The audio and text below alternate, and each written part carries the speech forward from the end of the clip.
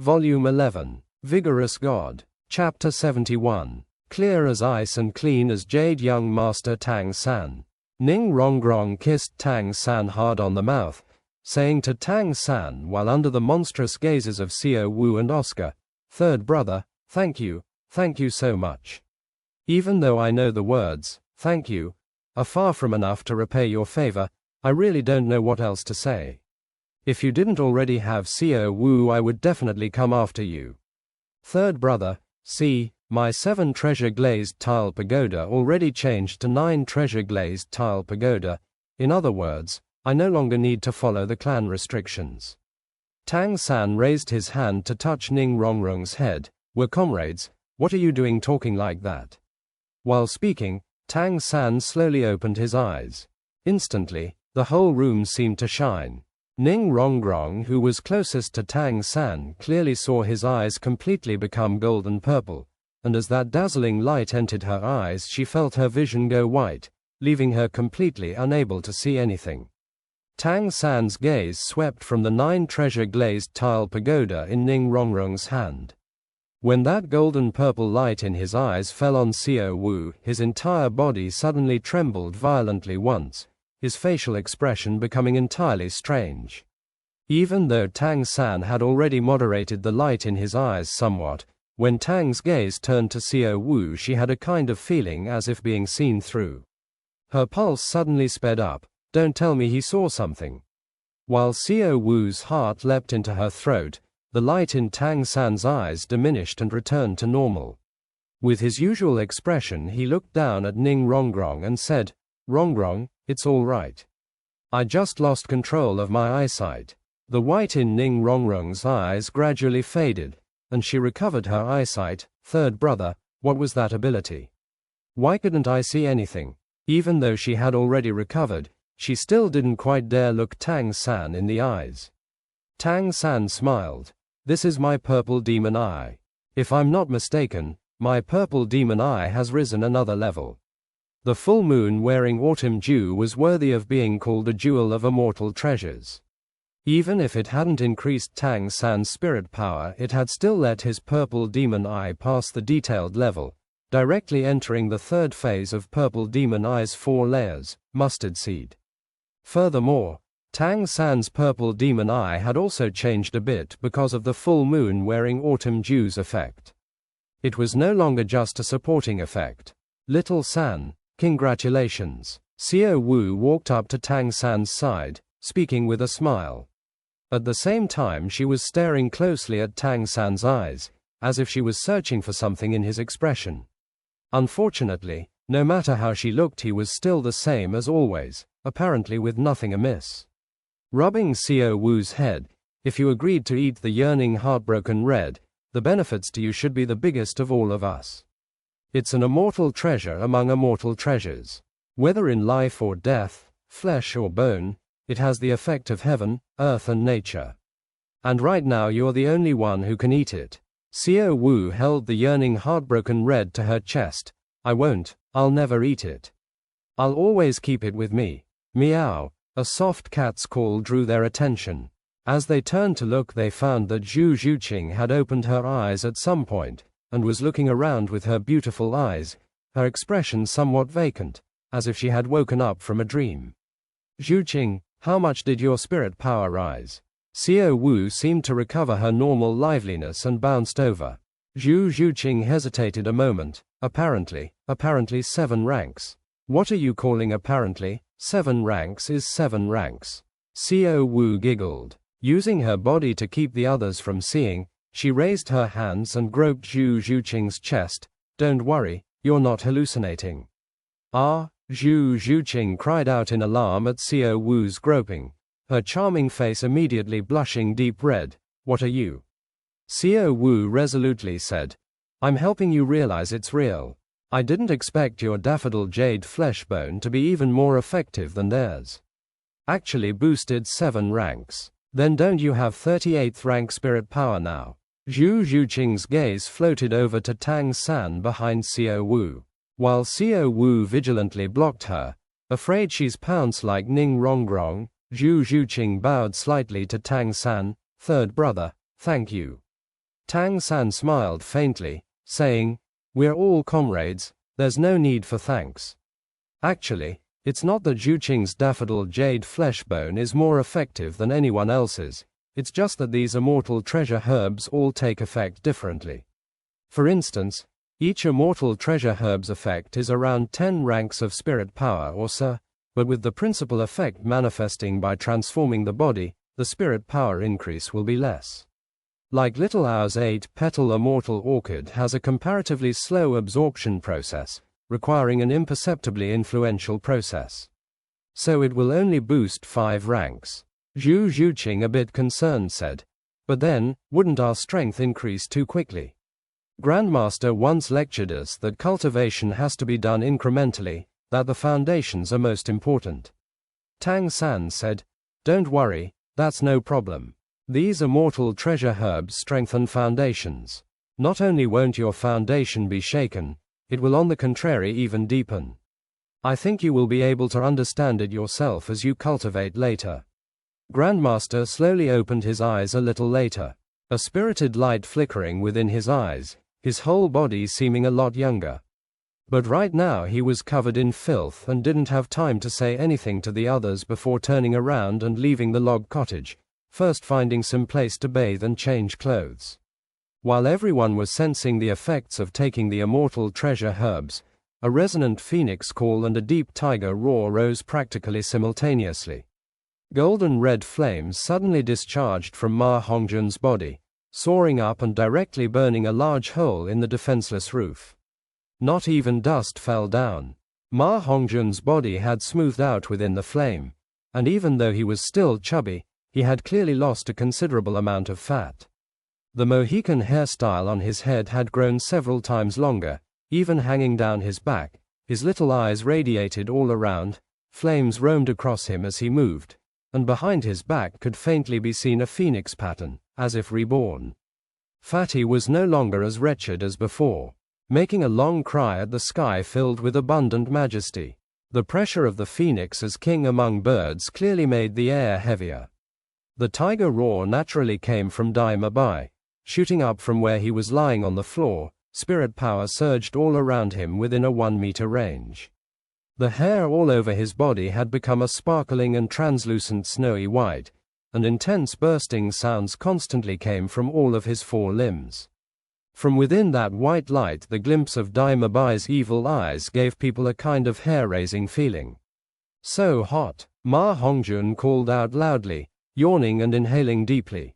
The golden red flames around him immediately withdrew like threads of silk into his mouth, in a moment disappearing unseen.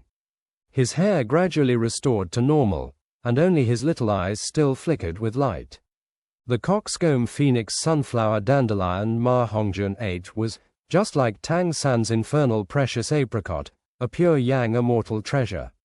The difference was that the coxcomb phoenix sunflower was a nourishing immortal treasure, while the infernal precious apricot was highly toxic. Their manifestations differed somewhat. First of all, the extrinsic energy of Ma Hongjun's immortal herb wasn't intense and could be taken directly. But if Tang San had taken that plant directly, let alone eating it, he would have burned to death. He needed the octagonal mysterious ice grass to make it possible. One of the 2 pure yang immortal herbs generated a kind of endless fiery strength, and one burst with sudden blazing heat, each with its own characteristics. In terms of how easily they could be taken, clearly Fatty's coxcomb phoenix sunflower won out. "So amazing," Fatty laughed loudly. "My fire has changed. It seems to have become more mellow and gentle. Didn't you feel the vast energy in my flame?" Ning Rongrong let a giggle escape. "Damn Fatty, always tooting your own horn. How many ranks did your spirit power grow?" Ning Rongrong, Zhu Zhuqing and Ma Hongjun had all obtained their 3rd spirit rings just recently, so the 3 had stood at the same starting line. Zhu Zhuqing's spirit power had increased 7 ranks, and her own 6 ranks. Fatty urgently sensed the spirit power within him, and couldn't help saying, "Fuck me, my spirit power reached the 36th rank. It rose a full 5 ranks. Ning Rongrong giggled, "Then you're still not equal to us." Me and Zhuqing grew 6 and 7 ranks respectively. Fatty stared blankly a moment. No way. So awesome. Third brother, you can't be partial. Tang San helplessly said. What partial? Go wash off first. The medical effect of that coxcomb phoenix sunflower you ate was even more potent than theirs. Haven't you noticed how your body has changed? If I'm not wrong, then hereafter you won't have to suffer the complications of that evil fire.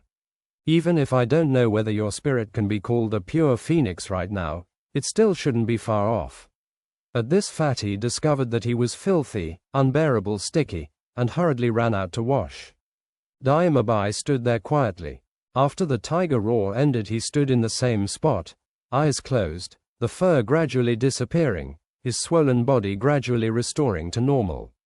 Even though Zhuqing didn't step forward, her deeply concerned gaze never left Dai Mabai. As she saw he didn't speak up, she couldn't help be somewhat anxious, wanting to step forward, but being a bit too shy. After all, she'd always been so cold to Dai Mabai. But the concern in her heart finally overwhelmed her shyness. Looking at Dai Mabai, who hadn't moved for a long time, she started forward, carefully stepping in front of him. She wanted to call out but was afraid to disturb him, and was for a moment at a loss. Just as Zhuqing raised her head to look at Dai Mabai, her eyes brimming with concern, Dai Mabai's eyes snapped open without warning, startling Zhuqing, who cried out in surprise and stepped backwards, but almost fell over. Dai Mabai reacted instantly, stretching out a hand and pulling her close flawlessly. You, let go of me. Zhuqing was blushing red, but clearly breathed out now that Dai Mabai was awake. Dai Mabai smiled. You came on your own but still ask me to let go. Coming when you want, and leaving when you want. You shameless. Let go of me quickly. Who came on her own? Zhuqing lowered her head in Dai Mabai's arms and struggled with all her strength, but was still unable to throw off Dai Mabai's cast iron-like embrace. Even if her spirit power had increased considerably, how could she be a match for a power attack system spirit master like Dai Mabai? Dai Mabai lowered his head next to Zhuqing's ear, whispering, You still care for me so much. Don't worry, your husband is all right. It's all well. Zhuqing raised her head sharply, intending to ask Dai Mabai, whose husband do you think you are? But she just met Dai Mabai's evil eyes. Dai Mabai's evil eyes were brimming with a sincere light, staring at her full of tender feelings. It had to be said that Dai Mabai's evil eyes indeed had extreme killing power. Zhuqing only felt a burst of distraction and in the end didn't speak the words on her tongue, even softening somewhat against him. Dai Mabai was inwardly exceptionally pleased. Being able to embrace this logical and cold Zhuqing made him even happier than having broken through the 40th rank just now. However, Dai Mabai couldn't stay cheerful for too long. The moment he relaxed his guard, Zhuqing suddenly slipped out of his embrace and with a flicker had already moved to the side, staring resolutely at him. You should use flowery speech like that on those lovers of yours. Don't look at me with that expression. Dai Mabai smiled bitterly as he looked at her. Zhuqing, you can't be wasting effort on something trivial like that. Haven't you seen how pure I've been recently? Pure like Tang San. Zhuqing snorted. When you can really be as clear as ice and clean as jade, untainted by a speck of dust as third brother, we'll talk again. Tang San resisted a smile and hastily changed the topic. Mabai, did you break through? Dai Mabai looked somewhat helplessly at Tang San, saying, I've already broken through the bottleneck, and moreover my spirit power feels especially abundant. Perhaps after I've obtained a spirit ring I will still be able to advance a bit. Little San, when you have time, teach me how to be clear as ice and clean as jade, and untainted by a speck of dust. Perhaps it was because of the time he'd spent with the old freak Douluo, but Tang San wasn't as guileless as before. With a slight smile he said, I'm afraid you might not have the chance. Unless you're still a virgin, how could you be described as clear as ice and clean as jade? Xiao Wu giggled, saying, Yeah, only my G can be described like that. Clear as ice and clean as jade. Young Master Tang San. Young Master Dai, You don't have the chance. The words, young Master Dai, were precisely what the hotel manager had addressed Dai Mabai as the first time she and Tang San had met Dai Mabai with the twin sisters. Dai Mabai was immediately speechless. When he again looked at Zhu Zhuqing, he finally caught a trace of a smile on her face. Instantly his heart came alive again. "Co Wu, don't tease me like that.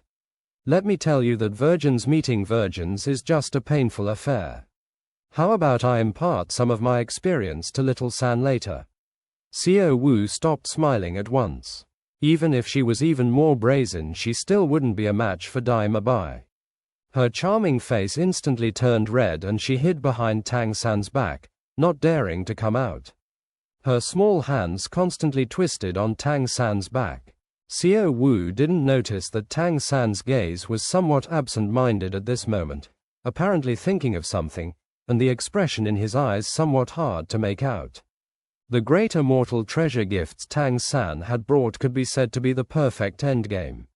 Apart from Co Wu, who had refused to eat the yearning heartbroken red, everyone else had received considerable benefits. The strength of the Shrek 7 devils had increased by a large chunk. The one who had benefited the most among them wasn't Dai Mabai, who had broken through the 40th rank bottleneck, nor was it Zhu Zhuqing, who had gained 7 ranks of spirit power, but rather Ma Hongjun, whose evil fire had been filtered and the impurities discarded. Returning from washing up, Ma Hongjun was like a different person.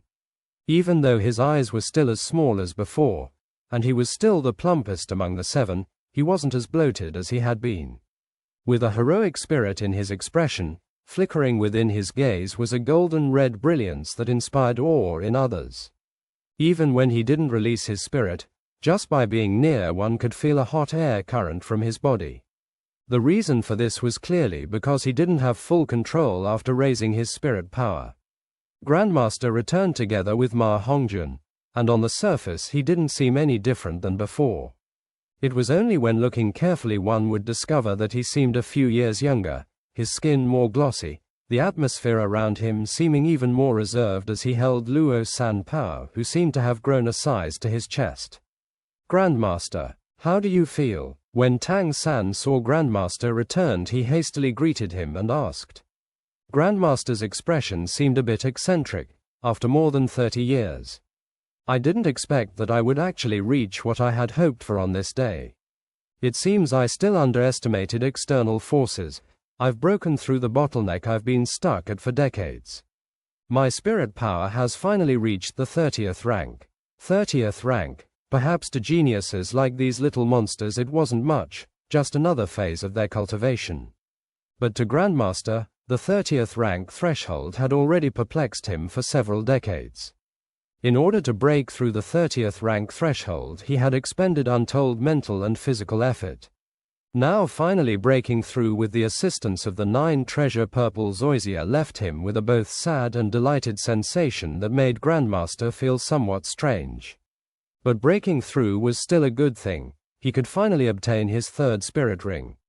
"Grandmaster, congratulations. Perhaps you will be able to cultivate rapidly after breaking through the 30th rank."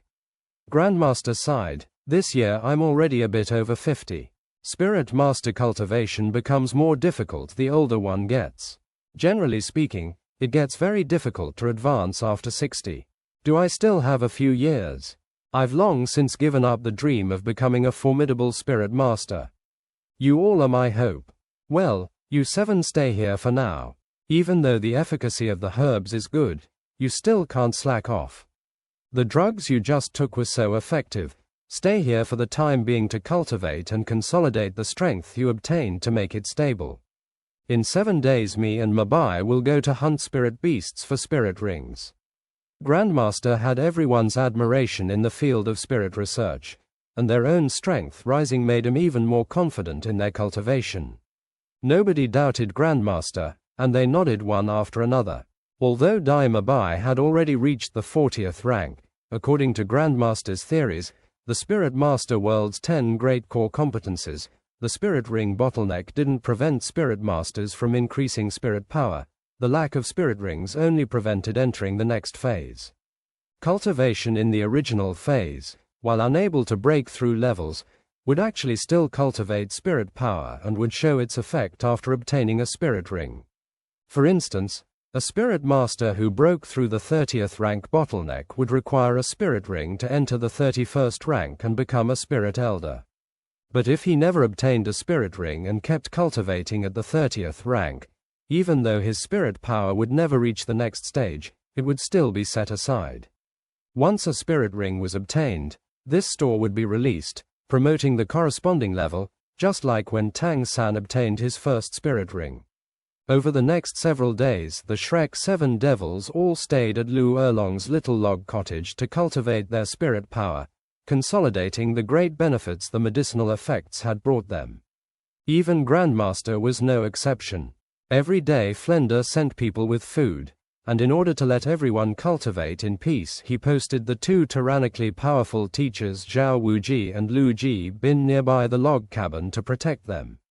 In the log cabin, the Shrek 7 devils plus Grandmaster sat in a circle, differently colored light flickering from each of them. Different energies complementing each other. Sitting in the middle was Dai Mabai, with black and white light shining around him, releasing an overbearing energy. On Dai Mabai's left was Zhu Zhuqing, radiating with black light and an agile energy.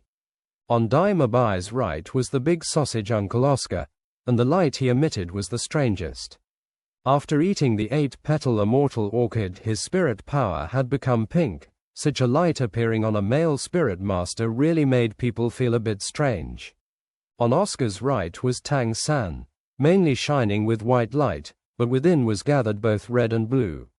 But the colors were very faint, and couldn't be distinguished unless looking carefully. Next to Tang San was Xiao Wu with a deep red radiance, the yearning heartbroken red between her hands, that delicate fragrance drifting in front of her, quietly cultivating.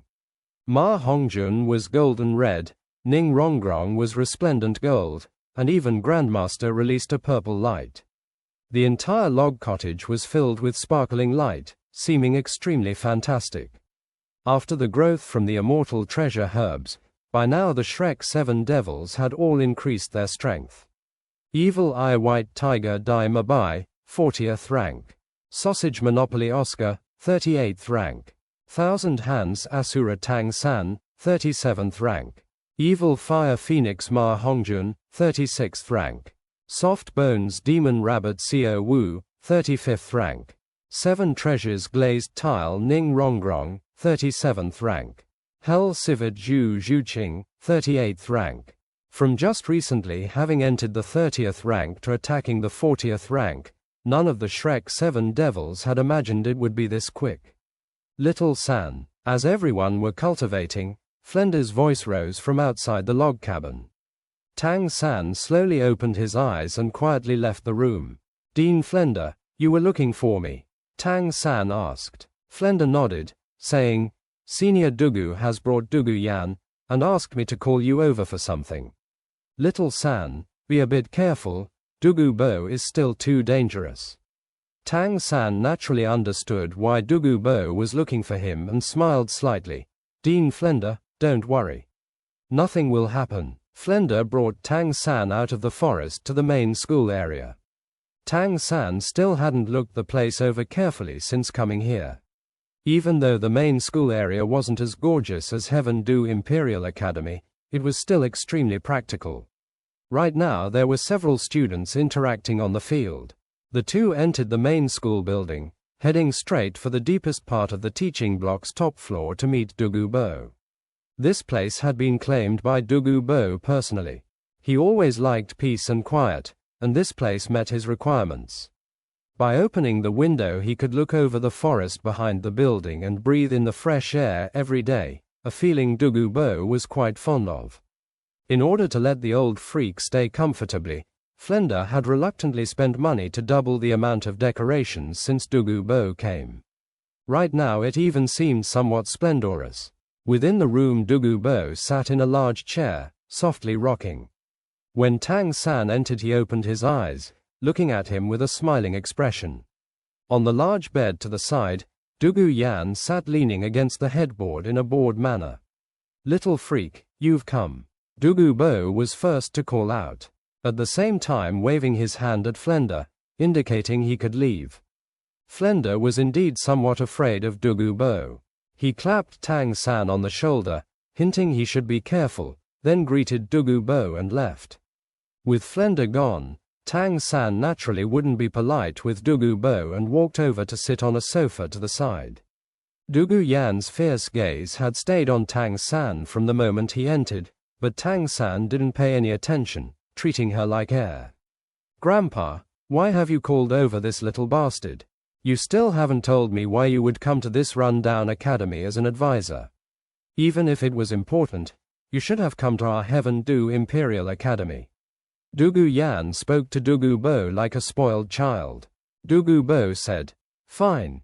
Yan, later you mustn't go saying, 'Little bastard, little bastard.' Even if this little freak is uncanny, he still has a lot of areas you could learn from. Look at you, you're already 21, and still like a little child. He's not even 14, but his attitude is more mature than yours." Tang San secretly thought, "What 14? I've lived 2 lives, already 40 years. How could I be as childish as your granddaughter?" Douluo hadn't expected Douluo to think this highly of Tang San and snorted, "How is it so amazing? Last time I was careless. If we went at it again I'd beat him until his teeth littered the ground." Tang San smiled faintly, saying, "I think you'll have the chance you wish for. In another half year it will be time for the Continental Elite Spirit Master Academy Grand Competition. We'll both be competing in the Heaven-Do City District, and I think we'll encounter each other very quickly."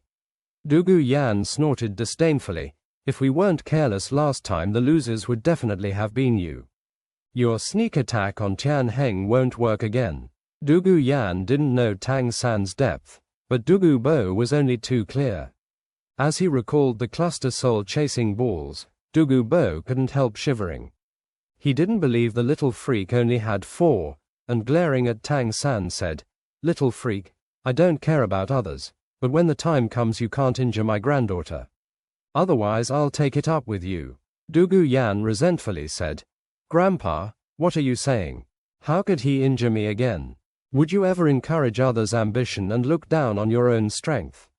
Douluo said, "I don't know about others, but if you underestimate this little freak, then I can guarantee that you'll get the worst of it in a fight against him. Do you know what his current spirit power rank is? It shouldn't be much short of yours, 37 ranks. If he has half a year, this little freak might even break through the 40th rank bottleneck. You and he are alike. You're both control system spirit masters, but I can tell you for sure that you aren't his match." Hearing Douluo repeatedly defend Tang San, Douluo's mood changed immediately. Leaping up from the bed, she glared at Tang San with an aggrieved expression. "Little bastard, what kind of potion did you use on my grandpa? He's actually so taken with you. Grandpa, you wouldn't have taken this little bastard as apprentice, would you?" Douluo's aged face blushed. The two had only mutually investigated poison, mutually studied. Tang San admittedly felt he had learned a lot from Douluo, but Douluo also believed he had gained some small advantages. For a moment he actually didn't know how to answer his granddaughter. Tang San also stood up from the sofa. "I still have to cultivate. I don't have time to accompany you for senseless chatter. As for strength, let's see it on the stage. Old freak, this is my blended medicine. You let her take it once every day for 7 days, and it will transmit the poison. However, you have to find her a spirit bone first. With your abilities this shouldn't be difficult." Douluo took the 7 crystal bottles Tang San handed over, nodding to him. "Little freak, under heaven are scattered many feasts. I have my wish. It's impossible for me to always stay here." "You're leaving?" Tang San shocked looked at him. Douluo nodded. "I have some matters to deal with. If I hurry back I might make it in time for the Advanced Spirit Master Academy Grand Competition. Don't forget, I won't let you harm Yan." Tang San glanced at Douluo standing to the side with a baleful expression, and said indifferently, "To give you face I won't do anything to her. However, you had best remind her not to provoke me. I'm leaving." Saying this, he turned around and walked to the door. Dugu Yan still wanted to say something, but was stopped by a stern look from Dugu Bo. Tang San suddenly stopped in front of the door, turning his head to look at Dugu Bo. One old and one young gaze met in the air, and although Tang San tried to hide it, Dugu Bo could still see a reluctance to part in his eyes. Old freak, take care. Don't forget those 2 iron balls. You take care too. Dugu Bo lowered his head, waving his hand at Tang San. He didn't know why, but right now he felt a little sand in his eyes. The feeling Tang San gave him even Dugu Yan had never caused. While walking out of the school building, Tang San's mood still hadn't recovered. Even though he had been constantly cultivating these several days, it was very difficult to focus, and even now he couldn't undo the problem that preoccupied him. This disturbance had appeared extremely suddenly, and he couldn't even share it with anyone. He truly regretted that look, even to the extent that he hadn't the mood to reflect on why the old freak would leave now. Dugu Bo left quietly. He didn't say anything to anyone, and on the second day was gone without a trace. Flender didn't find Dugu Bo's departure strange. After all, he was a titled Douluo, and who would dare restrict the actions of someone like that? Dugu Bo leaving on the contrary made him relieved. At least it reduced the number of time bombs at the academy. Several days later, the Shrek 7 Devils completed their temporary seclusion. Flender and Lu Erlong personally went with Grandmaster and Dai Mabai for the not distant Sunset Forest where Dugu Bo also had his nest to hunt spirit beasts. Ning Rongrong asked for leave and returned home. The remaining 5 for the time being entered the academy's advanced class. Ning Rongrong had already planned to return home a while ago, but because Tang San was missing, he naturally couldn't make her the hidden weapons. Now that Tang San was back, and her strength had also substantially increased, she returned to the 7 treasure-glazed tile school with her own pride and those mechanical class hidden weapons Tang San gave her. Looking at the school uniform he wore, Tang San felt helpless. He didn't know if it was a deliberate practical joke on Flender's part, but after he had assumed control of the academy, he had changed the academy's school uniform to completely green, and still the kind with a bit of yellow, the legendary snot green. Let alone Zhu Zhuqing and Xiao Wu's big scowls, even Tang San felt a bit ridiculous. Volume 11, Vigorous God, Chapter 72, Flash of Understanding. Can we really go out in these clothes? Wouldn't it have people laughing themselves to death? Oscar pointed to the massive red characters on his chest, Shrek Academy. Fatty smiled wryly. I didn't feel like teacher's sense of aesthetics were so lacking before. How could he fit red with green? Don't tell me that in half a year he'll still have us dressed like this to participate in the Spirit Master Academy Grand Competition. I'm afraid we won't even get to fight. We'll be laughed to death first. Tang San said, but we're not the only ones dressed like this. Aren't all the academy students wearing the same? Oh, that's right. You were cultivating in the academy the whole time. Is there any difference in the education system here? Oscar swallowed, saying, there actually aren't any differences, just that there are a lot of women. Everyone says that female spirit masters are rare, but that doesn't show at our academy. At least half or more are women spirit masters. Reportedly, it's because of Vice Dean Lu Erlong. The majority all idolize Vice Dean Erlong. There are altogether 6 classes in the academy, separated according to rank. As long as your rank advances, you can skip a grade at any time. There's no need to take any exams or such. Only on graduation are there 2 tests, one is combat, and one is a graduation mission.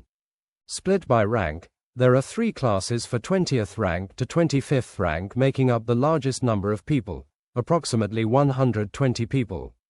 25th to 30th rank has 2 classes, roughly 80 people, and 30th and above have 1 class, which is also our advanced class. Figures us as 30-something people. Moreover, the majority are a lot older than us. Some are even over 30. Fatty, immensely proud of himself, said, this is the gap. How could people like them reach title Douluo? The academy bell rung, and everyone entered the classroom. Because of their age, The Shrek 7 devils naturally couldn't compare to those older students in stature, therefore their seats were all at the very front. By now all the Shrek 7 devils had reached the 30th rank, and naturally also sat in this classroom. Just as they entered, Tang San discovered the mood in the classroom was somewhat peculiar. A lot of people's gazes were fixed on him. Just like Oscar said, the number of female students were about the same as the male students in the classroom, and these female students looking at Tang San, for the most part displaying pure astonishment. But the male students looked at Tang San with gazes that clearly held bad intent. Tang San of course didn't care about others looking at him, he just wanted to know the cause. He understood it very quickly. From those male students' gazes at him, he knew the reason for the malevolence. Tang San was being pulled into the classroom by Xiao Wu, who pulled him straight into a seat next to her. Furthermore, from start to finish Xiao Wu's gaze had never left Tang San, as if he was the only person in her eyes. Even though Xiao Wu and Tang San had neither reached 14, girls developed earlier than boys, and Xiao Wu wasn't just beautiful, she still had that pitch-black long hair in addition to her perfect golden ratio figure. Naturally the number of those 20-something youths who coveted her wasn't few. Oscar and Ma Hongjun weren't looked at with the kind of malevolence as Tang San, and sat on the other side secretly snickering. Zhu Zhuqing just sat down in a corner with her ice-cold expression. No matter others, she didn't even look at her closest companions. The teacher hadn't arrived yet, and after the classroom had become quiet for a brief moment when Tang San and the others entered, it immediately became noisy again. A few 23 or 24-year-old students sitting in the back immediately stood up with meaningful glances, and walked over towards Tang San and Xiao Wu. Tang San said in a low voice to Xiao Wu, "Xiao Wu, it seems you're really popular around here." Xiao Wu snorted, saying, "It's just some boring uncles. Who cares about them?" Tang San couldn't help smiling. "No need to be so harsh, they're only 10 years or so older than you." Xiao Wu stuck out her adorable pink little tongue at Tang San. 10 years older isn't an uncle.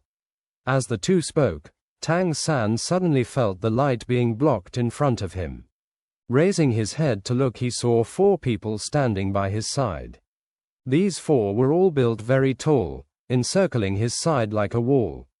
Tang San asked without batting an eyelid, "Something on your mind?" The one closest to Tang San was a sturdy youth, approximately 1 meter 80 tall, wide shoulders and broad back, chestnut red short hair that gave an excessively spirited impression, a flickering radiance deep in his eyes, speaking in a low and muffled voice. "Kid, are you new?" Tang San nodded. "Yeah, hello, I'm Tang San." The sturdy youth said, "Since you're new, then it seems you don't know the rules of our advanced class." "Rules?" Tang San stared blankly. The sturdy youth nodded affirmation. "That's right, there are rules. Don't tell me you didn't know. No, nobody can sit next to Xiao Wu." "Who allowed you to sit here?" "Me." Without waiting for Tang San to speak up, Xiao Wu already slapped the table and stood up. In front of Tang San she was docile, but in front of others she was still that big sister boss from Nuoding Academy. Her slap at the table echoed like a mountain, intrepid energy exhibited in her speech. At the slap, the 4 youths practically simultaneously trembled, unconsciously taking a step back. Xiao Wu put up a foot on the chair next to her, left hand crossing at her waist, right hand pointing at the 4 as she angrily yelled, "Did you have anything to say? Get lost. Otherwise don't blame Xiao Wu Ji for being blunt." The sturdy male student was somewhat unable to keep his face up at Xiao Wu's berating. "Xiao Wu, this is a matter between us men, don't get involved. I've always let you have your way, but I'm not afraid of you. Don't tell me you think I, as the academy chief, can just back down." Tang San to the side couldn't help asking, "Senior, what's the academy chief?" A thin and tall student next to the sturdy student couldn't help but say, "What kind of hick is this? Doesn't even know about the chief. The chief is the most awesome among all the academy students." Hearing him say this, Tang San was instead somewhat on alert. Sizing up the sturdy student in front of him, He said, "So it's like that." He believed that since the other part said this, then this sturdy student must be even stronger than Dai Mabai. Looking at it like this, the other side might approach 40th ranked strength. The sturdy student proudly declared, "Kid, right now you have two choices. The first is to duel me. If you win, I will admit you have the qualifications to sit there. The other is to immediately get lost and find someplace else to sit." Tang San never liked causing trouble, but he was also never timid. Let alone when the matter was somewhat related to Xiao Wu. No matter how it was related, as Xiao Wu's big brother, how could he back down? "Duel, right here?" Tang San doubtfully asked. The sturdy student proudly said, "Don't tell me I'd still need to pick a place to deal with a child like you. Don't worry, I won't bully the younger, I won't use my third spirit ability." Not far to the side, Oscar couldn't help saying, "Just what is called, the sins of heaven can be forgiven, but our own sins are fatal." Tang San nodded, then come. Confronting an opponent with unknown strength, he wouldn't be careless. Standing up, he directly released his spirit. As the two yellow and one purple spirit rings appeared around Tang San, the complexions of the sturdy students' party clearly changed. Clearly they hadn't expected Tang San to possess such an optimal spirit ring configuration. Tang San, Spirit Blue Silver Grass, 37th ranked control system battle spirit elder, please advise me. What? You're 37th ranked? The sturdy student was shocked. Inwardly he couldn't help regretting what he said just now about not using his third spirit ability. But he was after all the previous Blue Tyrant Academy's chief, and he was the instigator of this fight. Naturally he couldn't back down. With a deep roar, his body swiftly transformed. His already sturdy body expanded once again, especially the muscles of his arms that practically doubled in size.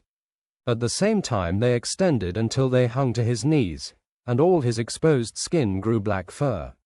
Tai Long, Spirit Vigorous Orangutan, 37th ranked Power Attack System Battle Spirit Master, please advise me.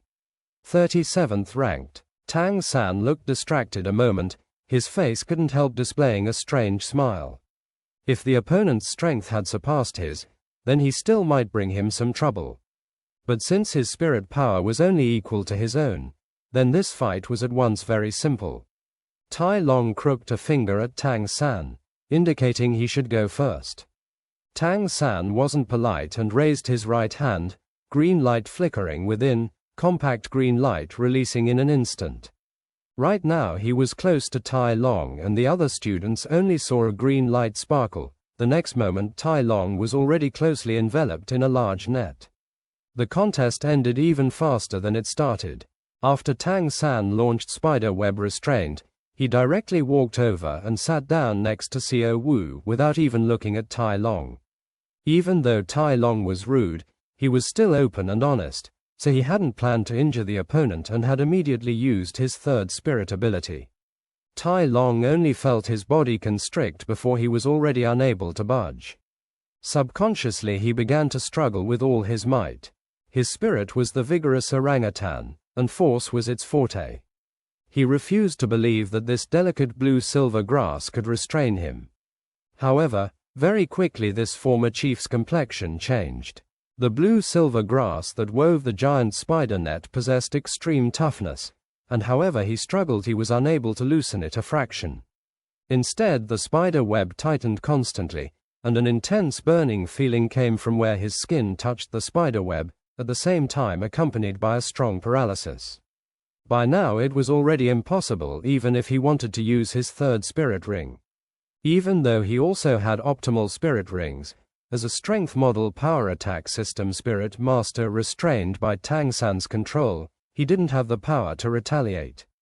With a bang, Tai Long slowly toppled to the ground like a collapsing golden mountain or falling jade pillar, his struggling gradually weakening as the spider web's poison stole away his ability to resist. At just this time the teacher walked in. The arrival was an acquaintance, the sweet pea spirit master from Shrek Academy, Xiao Xin. What's going on here, little San? When Xiao Xin saw the spider web his gaze immediately turned to Tang San, unable to stop a scowl. Are you bullying your classmates on your first day? The classroom was quiet, and all the students' gazes on Tang San couldn't help change. Tang San helplessly raised his right hand towards Tai Long, and a blue-silver grass strand drifted out, landing on the spider web. With an effort of spirit power he withdrew the net. I won't accept it. Without the spider web's restriction, Tai Long fiercely leapt up from the ground. He wasn't a gangster, and said to Xiao Xin, "Teacher, just now I was the one to challenge Tang San. I was just careless, and was beaten by him. Tang San, I won't accept it. I demand a duel." Xiao Wu couldn't help but say, "Are you senseless? Don't you have a brain?" A strength model spirit master challenging a control system spirit master. Do you have water for brains? Tai Long's expression changed as he recalled that spider web that left him completely helpless. Although he was physically powerful, the poison from the spider web still hadn't faded, and right now he was still numb and aching at the same time. But how could he choke back this anger? With skill, we won't use spirits. We'll fight physically. Saying this, Tai Long himself was the first to blush. A lot of the students also had disdainful looks. A strength model spirit master and a control system spirit master competing physically, wasn't that just ridiculous? But the students didn't expect Tang San to actually nod. Fine. While speaking, he once again stood up and walked towards Tai Long. Xiao Xin struck the lectern several times. Where do you think you are? The spirit arena. If you want to fight, find someplace after class. It's time for class now. If you don't care about punishment, then to continue. Xiao Xin was an auxiliary type food system spirit master. Naturally, he didn't have the strength to stop them. Of course, nobody would dare offend the teacher's dignity. Tai Long glared at Tang San. I'll wait for you after class. Tang San only nodded at him, and after apologizing to Xiao Xin, he sat back down next to Xiao Wu. Xiao Wu came close to Tang San's ear, whispering, "Gee, since coming to this class Tai Long has always been fawning on me, but I don't care to pay any attention to him. Sort him out properly today so he won't bother me later." Nobody understood Tang San's strength better than Xiao Wu. Originally she had been fighting with Tang San without using spirits. Regarding Tang San's close combat strength, she had a perfect understanding. What was great strength? Without skill it was useless. She refused to consider that Tai Long was able to beat Tang San. Tang San looked at Xiao Wu and nodded. Fine. While the disturbance was settled like this, Tang San still aroused a lot of students' interest. Not just the male students hostile to him, a lot of female students were also interested. A teenaged youth knocking down the academy chief, his future prospects were clearly amazingly bright. Unfortunately, Tang San and Xiao Wu sat furthest in front, and their secret glances were unable to attract Tang San's attention. Xiao Xin coughed once, and formally started class. Today's topic is the effect of food system spirit masters on the battlefield. As everyone knows, food system spirit masters are the weakest in the spirit master world, but at the same time their existences that no spirit master can ignore. With a food system spirit master as companion, your fighting strength would increase substantially, especially in terms of ability to continue fighting. Next, I will touch on all the effects of food system spirit masters on the battlefield. Xiao Xin's lecture wasn't lively, and in the whole class the only food system spirit master was Oscar. Consequently, only he listened with keen interest, while more and more appeared drowsy. Tang San had practically already forgotten about Tai Long. From time to time he and Xiao Wu whispered about something, which to them was just a very ordinary conversation. But in the eyes of others, that sweet little atmosphere aroused even more envy. Tang San might have forgotten, but Tai Long wouldn't. He had already set aside his face to use his strength to attack the opponent's weakness. He couldn't lose again. This class also gave him the opportunity to prepare. Sitting furthest in the back, he was constantly congregating spirit power to eliminate the poison and recover his strength. The academy's curriculum wasn't harsh, much like that of the majority of spirit master academies. Classes in the morning, and in the afternoon the students would cultivate on their own. Very quickly the morning classes ended. Gee, what will we go eat? There are a lot of delicious things in Heaven Do City, how about we go stroll in the afternoon? Seeing Xiao Wu's eager gaze, Tang San smiled faintly. Nodding, he said, "Fine, then we'll go stroll. I don't know if Fatty and Oscar want to go." Xiao Wu snorted, saying, "Don't bother with them, let's go the two of us. They have things to do. Fatty, that fellow, even if he doesn't have the menace of the evil fire, I'm afraid his appetites haven't changed. Big Sausage Uncle is so vulgar, I don't want to walk together with him." Xiao Wu wasn't being quiet, and Ma Hongjun and Oscar both heard her where they sat not far away. Oscar unhappily said, "Xiao Wu, even if you're afraid we'll intrude on your little world, there's still no need to deride me so. I'm so handsome and natural, accomplished and elegant, a jade pillar facing the wind, how can I be vulgar?" Xiao Wu stuck out her tongue at Oscar. "You read those spirit incantations of yours aloud, then ask people for comments." When speaking of his spirit incantations, Oscar was somewhat helpless.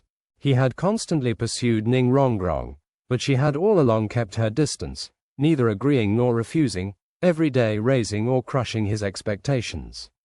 After coming to study here, there were a lot of students with good appearance and figure in class. With his looks, attracting attention wasn't any problem. But the key point was that everyone here was spirit masters, and it was impossible to escape comparing notes.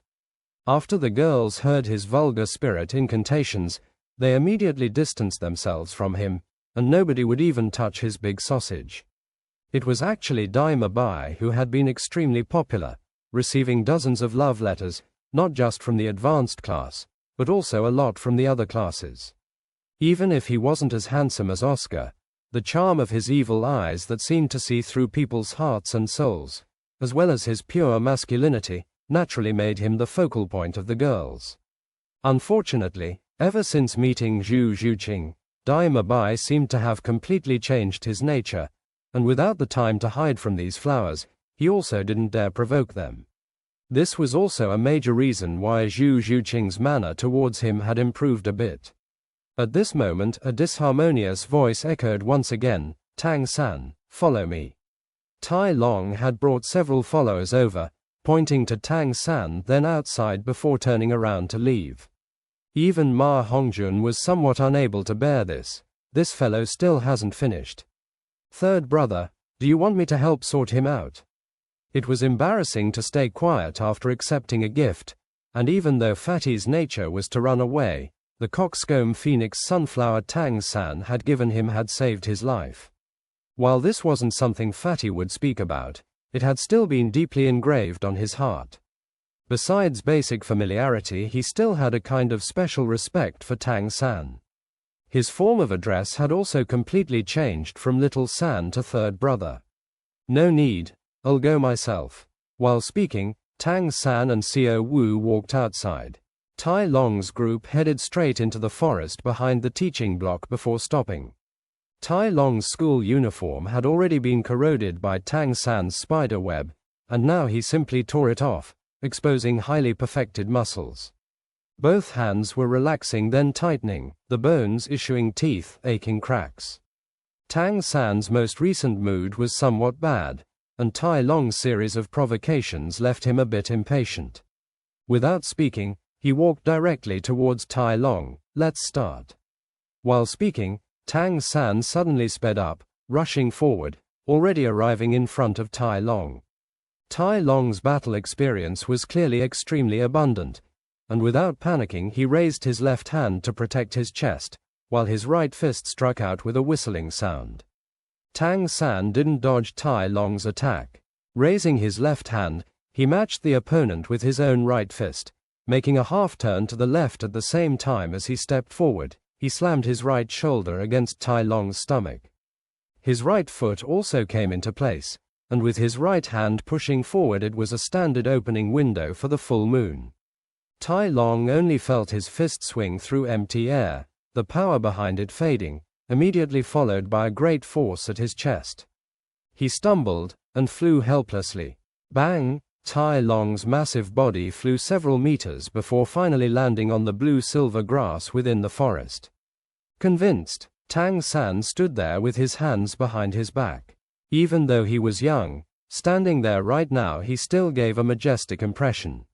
Won't accept it, Tai Long roared, fiercely shooting up from the ground and striking at Tang San like a giant boulder. Tang San's brows creased. Then I'll beat you until you do. 10 minutes later, Xiao Wu led the way out of the forest. While walking, she couldn't help sighing. Even though that fellow Tai Long is a bit troublesome, he can really take a beating. He actually kept standing up even after being thrown 100 times. He also has a very tenacious character. Tang San followed behind Xiao Wu out of the forest. If I hadn't disabled his joints, I don't know how long he would have kept at it. Tai Long basically hadn't stood a chance before Tang San's ghost shadow perplexing step and controlling crane catching dragon. He was indeed much more powerful physically than Tang San, but without the chance to use it he had been completely at Tang San's mercy. In the end, Tang San didn't have any choice but to use restraining techniques to disable the joints of his 4 limbs to end the fight.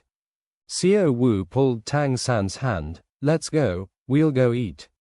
Tang San nodded, his gaze on Xiao Wu somewhat absent-minded. What? You don't recognize me? Xiao Wu smiled. Tang San hurriedly shook his head, covering up his embarrassment. Let's go. Today you decide where you want to go and I'll accompany you. The academy was really conveniently placed in the city. Stepping out of the Great Gate was a spacious street. Heaven Du City was indeed worthy of being Heaven Du Empire's capital. The streets were wide and clean, and the stores plentiful.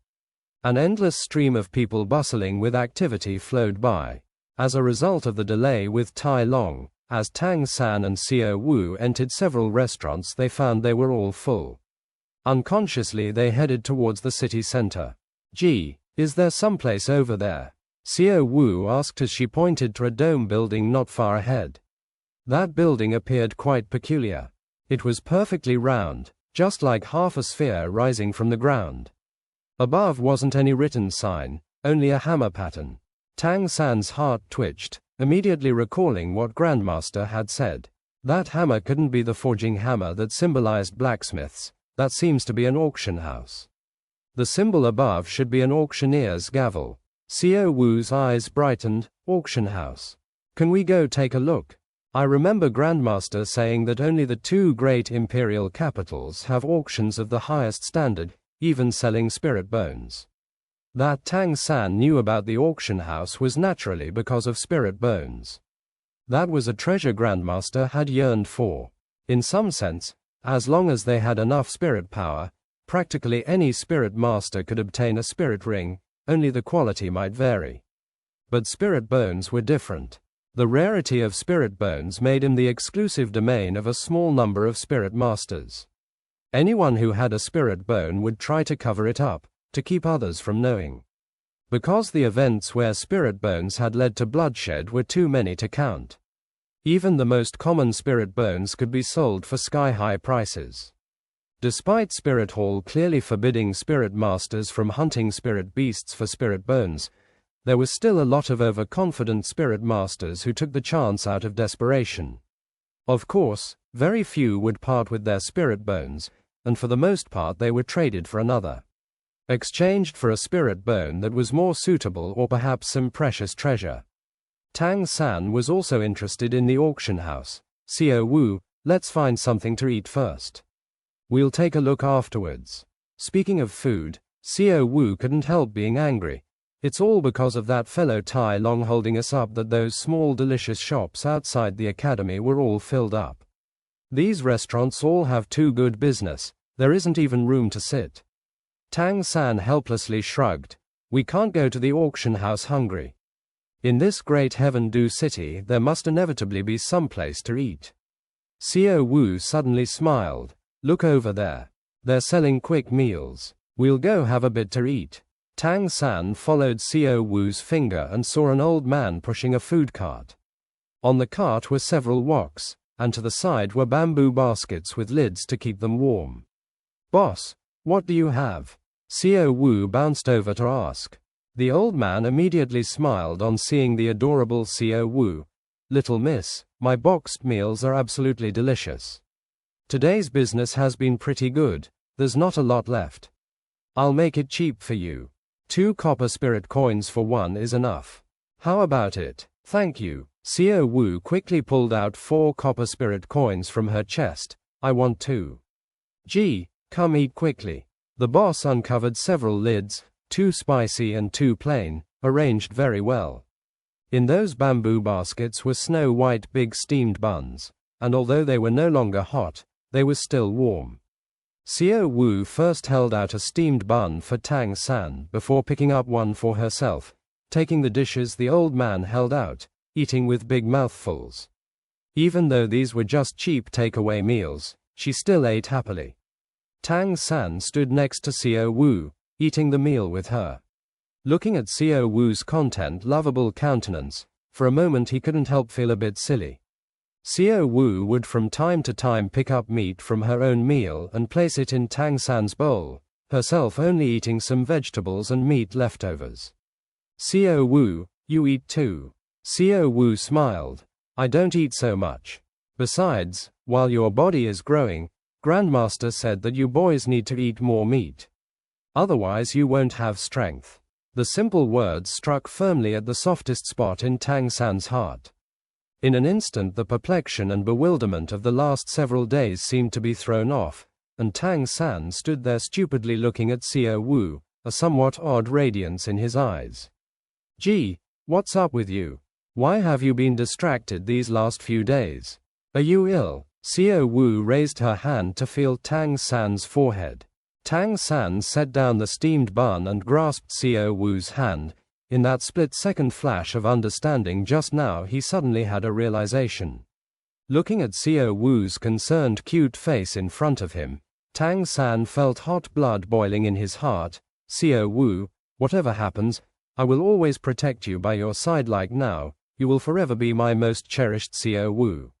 Xiao Wu stared blankly. Although she didn't understand just why Tang San was saying this now, her heart was still warmed, and with a sweet smile said, "Gee, I know you're the best to me.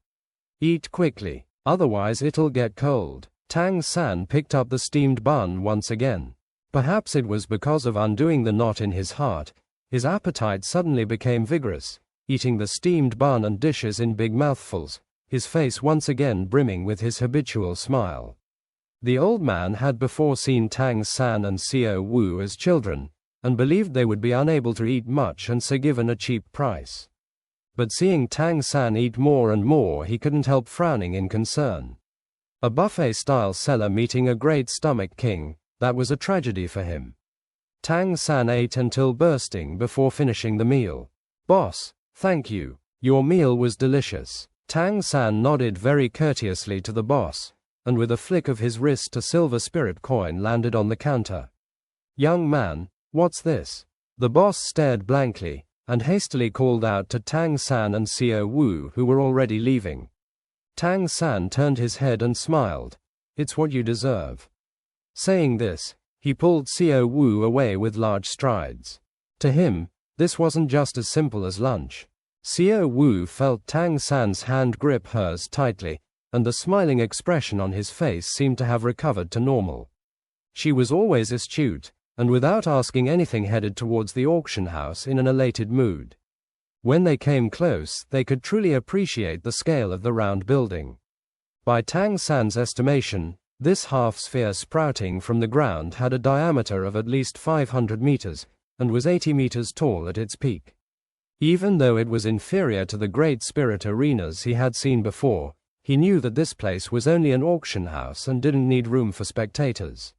Moreover, this was the capital of Heaven Du Empire, and every spot of land was worth its size in gold.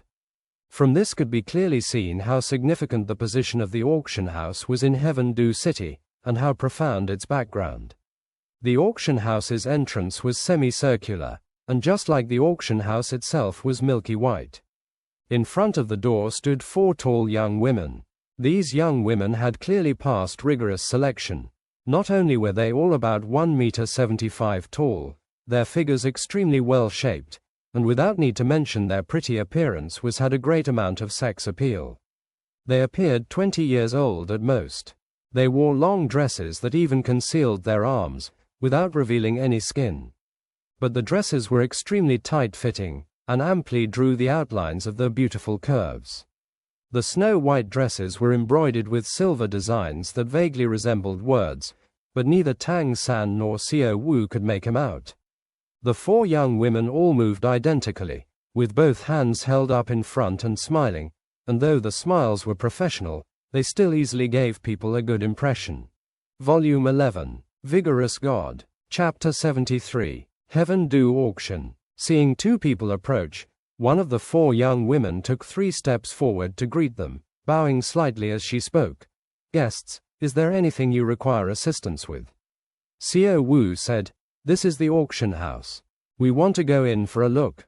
The young woman was stunned, even though she didn't hold any contempt because of Tang San and Xiao Wu's age.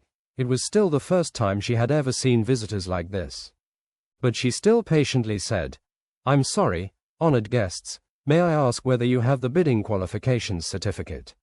Xiao Wu stared blankly. "Bidding qualifications certificate? What kind of thing is that?" The young woman smiled slightly, saying, "Only guests possessing a bidding qualifications certificate may enter the auction house to bid. Certification exists in several different levels, of them the threshold to enter is 10,000 gold spirit coins. In other words, you must prove you have assets to an amount of 10,000 gold spirit coins and can participate in bidding. This is to ensure people cannot enter to bid maliciously. Please forgive me." Xiao Wu turned her head to look at Tang San. "Gee, do you have 10,000 gold spirit coins?" Tang San somewhat helplessly shook his head. Even though he had earned a lot at the Great Spirit Arena, a figure like 10,000 gold spirit coins was still too much.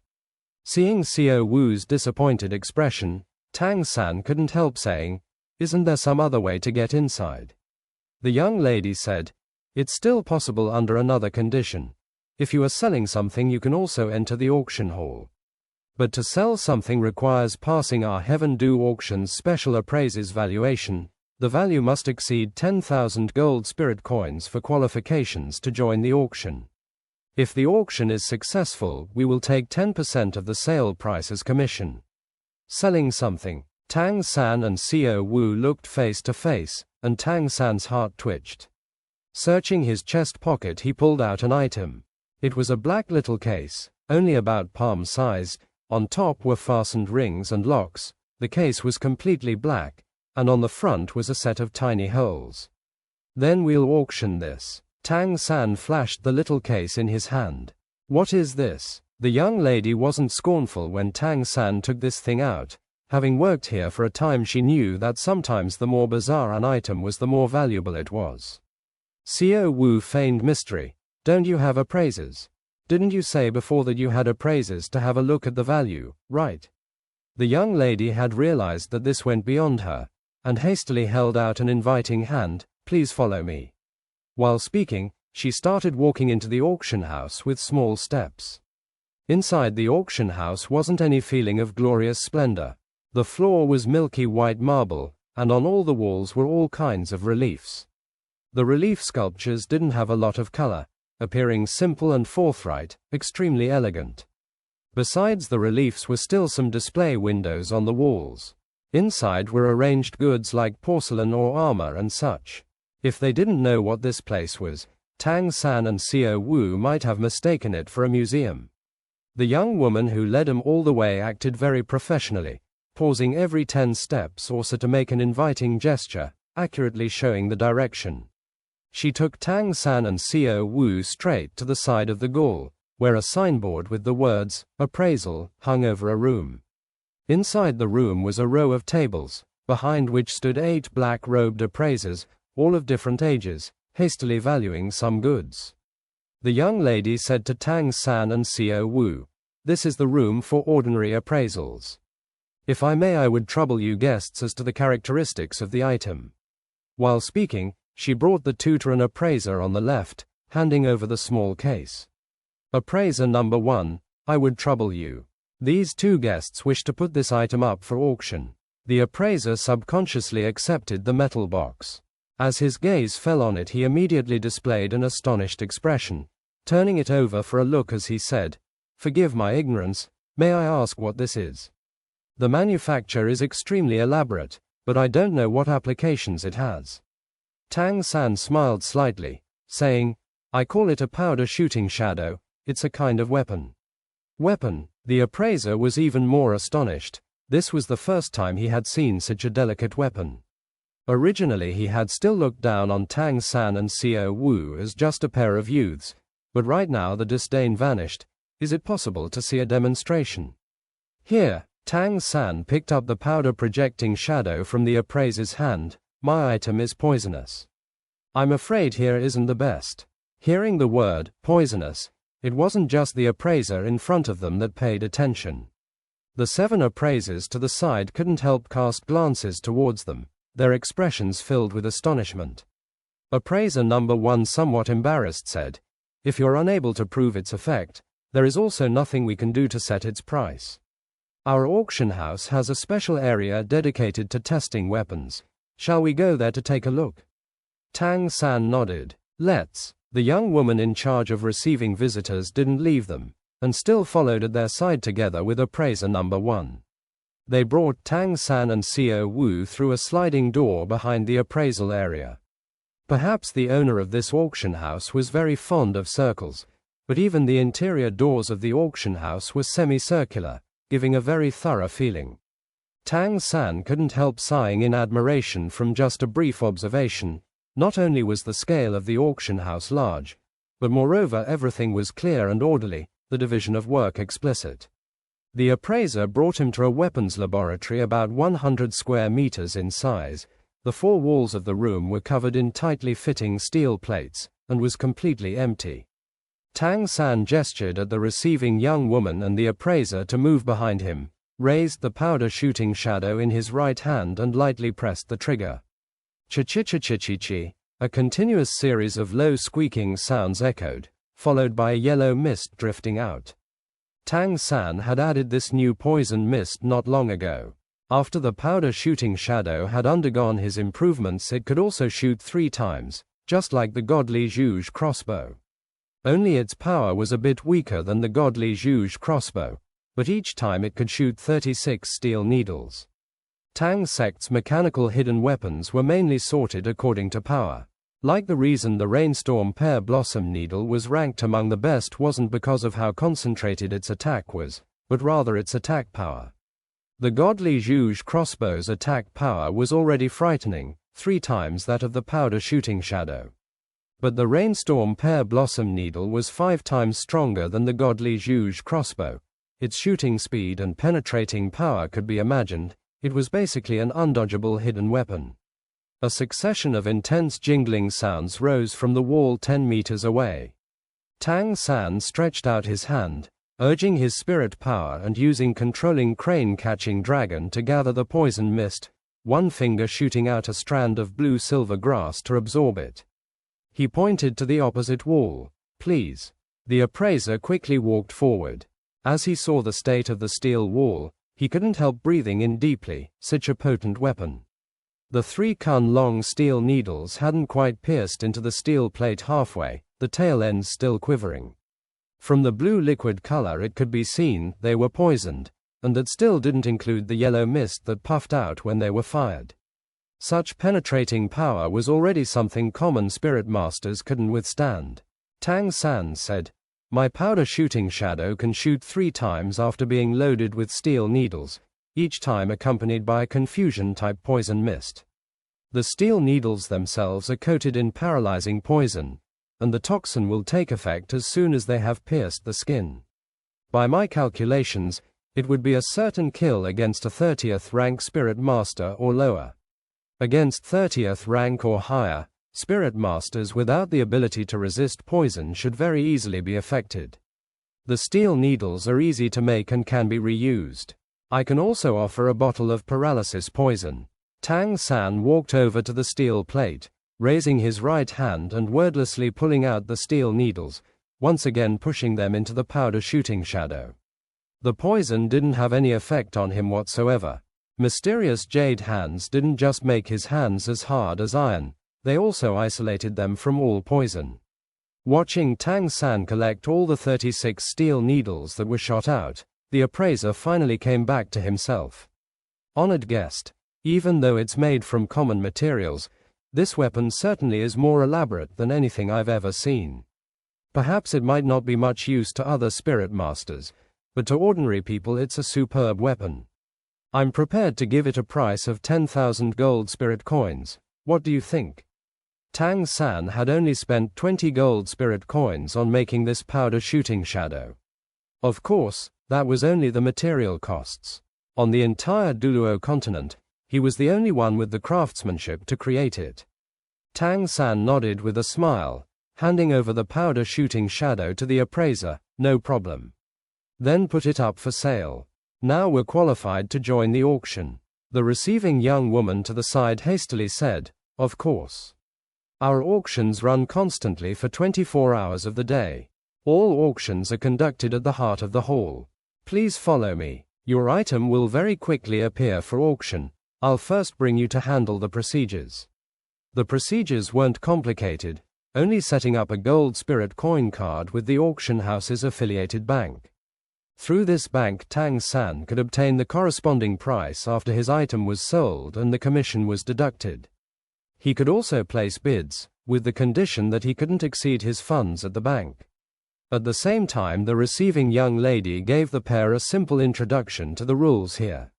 As the biggest auction house in Heaven Do Empire, it was possible to bid for any items here. The first rule of the auction house was to never ask about the seller. Moreover, they couldn't reveal the circumstances of bidding in the auction house outside. 24 hours constant bidding, without rest. Every night was a time when top-quality items were auctioned. Within those 2 hours, only buyers with cash deposits in excess of 1 million gold spirit coins could participate. Any other time, any bidder could join. The rules were very simple, but Tang San still noticed that this uninterrupted auction no doubt brought immense profit to the auction house. The auction of one precious thing would bring a 10% commission. From some points of view that wasn't much, but in fact, the accumulated wealth was terrifying. Even so much that the profits must be enormous even compared to the Great Spirit Arena. Take us to the auction, please. Led by the young woman, Tang San and Xiao Wu finally got what they wanted, entering the heart of the Heaven Do auction. The core of the auction was on the second floor. From the main hall there were 8 staircases that led inside. Before entering the auction, the young woman gave them each a mask, telling them everyone had to wear them in order to enter, out of security considerations for the customers. Next time nobody would receive them. The young woman brought them directly to the entrance to the center of the auction before turning around and leaving. There were other attendants within the auction heart. Compared to the young woman that brought them, the dress of the attendants here couldn't help but make Tang San's face and ear bright scarlet. They also wore white clothes, and it was still dresses, but the feeling they gave people was entirely different. The attendants within the auction were all female, around the same height as the young woman who brought them, but their figures were even more fiery. The sleeveless white dresses they wore had wide open lapels at the chest. The short skirts barely passed 7 kun below the waist, exposing soft, delicate thighs. Adding white high-heeled shoes, they were even more exceptionally enticing. The deep gorge between their breasts, the pert but swelling under the short skirt, there was nothing that didn't rouse the imagination. Despite Tang San's staunch willpower, he still couldn't help looking several times. After all, he was still a normal man. There was a sudden pain at his lower back, and by his ears Xiao Wu's menacing voice, "What are you looking at? You're not allowed to look." Tang San swallowed the pain and hastily said in a low voice, "Do you take me for fatty?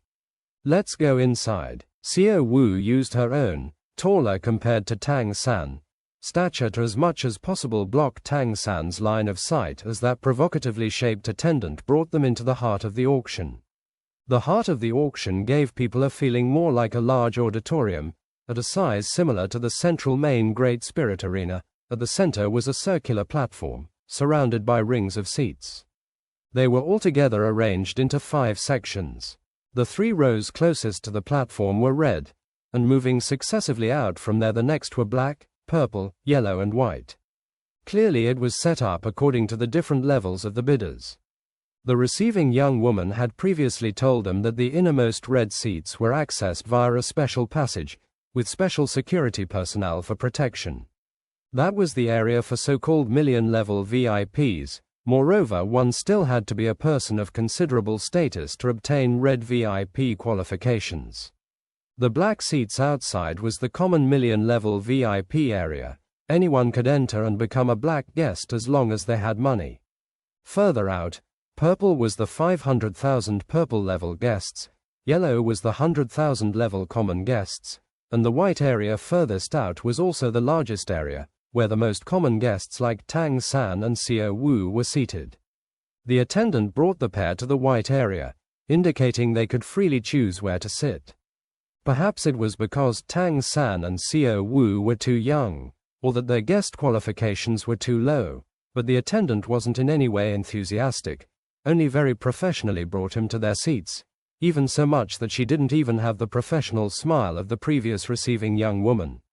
Tang San was indifferent, but Xiao Wu was somewhat resentful, humph, arrogant snobs.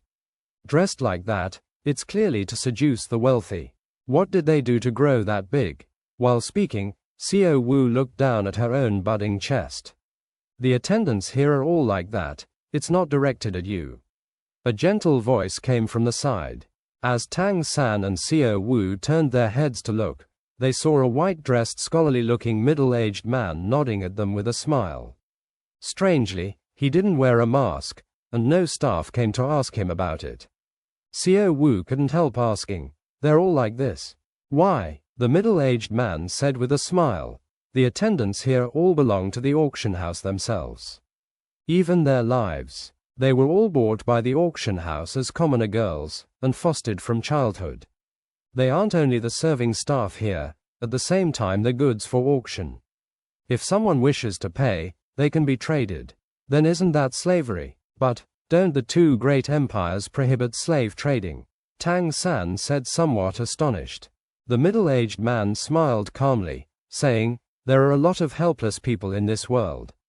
This is the heaven-do auction, let alone slaves. There is nothing that can't be sold here. The reason those young women are expressionless is that they long ago lost their own hearts, and even more the decision of their own fate.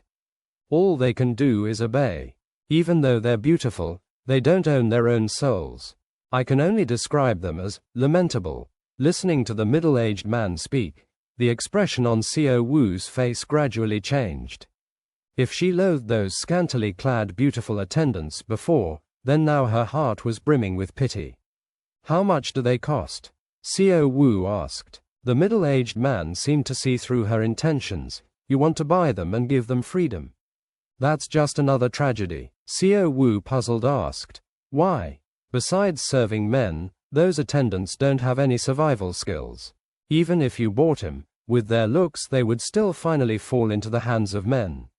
Their fate would be even more miserable. They don't have souls, they don't belong to the world. Besides, the price for each is 100,000 gold spirit coins. More than 10 times that of the highest class prostitutes. It's not something just anyone can spend." The middle-aged man's tone was somewhat helpless. He seemed to carry himself with a particular atmosphere that very easily made others feel familiar with him. Right now there weren't a lot of bidders at the auction, and only a sparse fifth or so of the seats were in use. On the stage a spirit tool similar to a belt was being auctioned, and the price had already reached 40,000 gold spirit coins. Next to each seat were special buttons to call out bids. Above them was separately written 100, 1,000, 10,000 and 100,000, representing how much each bid would raise.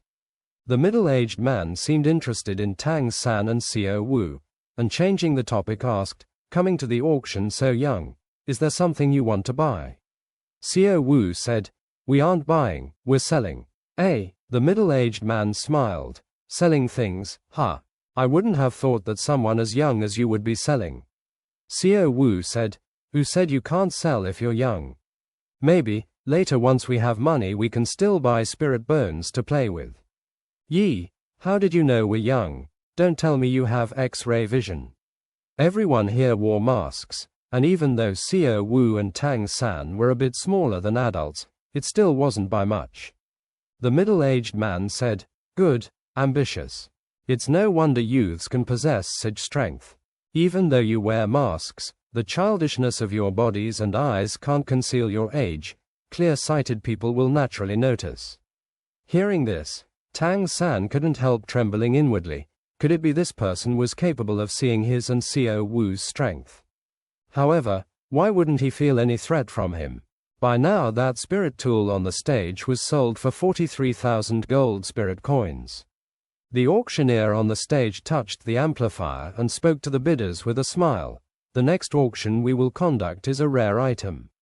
Interested bidders, please pay attention. Especially male guests." While speaking, he pointed to the stage and 3 large men pushed out a cart. The cart was covered by red cloth and the inside couldn't be seen, but from the shape it was some large square box. Tang San, Xiao Wu and even that middle-aged man's gazes were all attracted by this new auction and stopped the discussion. The announcer somewhat mysteriously said, "Can you guess what it is? Then, I will first reveal to all distinguished guests the starting price. This item's opening price is 10,000 gold spirit coins. The minimum bid increase is 10,000 gold spirit coins. This is top quality among top quality." As the auction's presenter, the ability to raise the atmosphere and the enthusiasm of the competing bidders was clearly required, and he very successfully attracted the bidders' attention. "Next, all distinguished guests please pay attention." While speaking, he grabbed the red cloth, sharply pulling it away. After the flash of red light, what was revealed wasn't any box, but rather a large iron cage. Within the iron cage was curled up a young woman. The young woman was more than half naked, with only key places covered by shells. Because she was curled up, her appearance couldn't be seen clearly, but her figure was close to perfect. Fair skin like sparkling jade, and a head of short green unstyled hair. Perhaps the honored guests might find it strange that such a girl would actually have such a high opening price, the same as the price for the beautiful women trained by our auction house for many years. But if everyone looks carefully, you will find how extraordinary she is. While speaking, the announcer pulled out a rod from somewhere, poking it into the iron cage and lightly prodding the short green hair on the side of the young woman's head, revealing her ears. Those weren't human ears, but small pointed ears similar to that of a feline. Under the light prodding of the rod, the ears turned slightly red. "That's right, you haven't made a mistake. This is a rare cat woman. When her spirit awakened, her body underwent a variation, possessing a cat-like shape. Her eyes are one blue and one green, a unique mien, and there's even a long tail." He used the rod to hit the young woman's butt, and she yelped and turned, revealing a white cat tail that had been hidden in front of her. One might say that she is a unique and unmatched existence on the continent. Able to possess such a beautiful female cat as a pet, such a blessing. Imagine, if when working you can grab her tail with one hand, what kind of scene is that? While speaking, the announcer revealed a dubious expression, swinging the rod in his hand in a circle in the air. "All guests, you can bid." These bastards. To actually sell a person as a pet. Xiao Wu couldn't stop herself and was about to leap up. Tang San pulled back Xiao Wu, indicating she should stay calm. But his own heart was a roaring sea. It wasn't like he had never seen the dark side of this world, but it was still the first time he came into contact with it. It seemed that within this auction house, commodities like humanity didn't exist, only profit and similar animalistic cravings. Faint light flickered, and Tang San's eyes revealed an ice-cold aura, leaning back in his seat and quietly observing. He was an astute person, and naturally understood that he and Xiao Wu couldn't change everything that happened. Even if they were truly able to save this cat woman, afterwards there might still be a panther woman and a tiger woman. How could they promptly rush over without delay each time?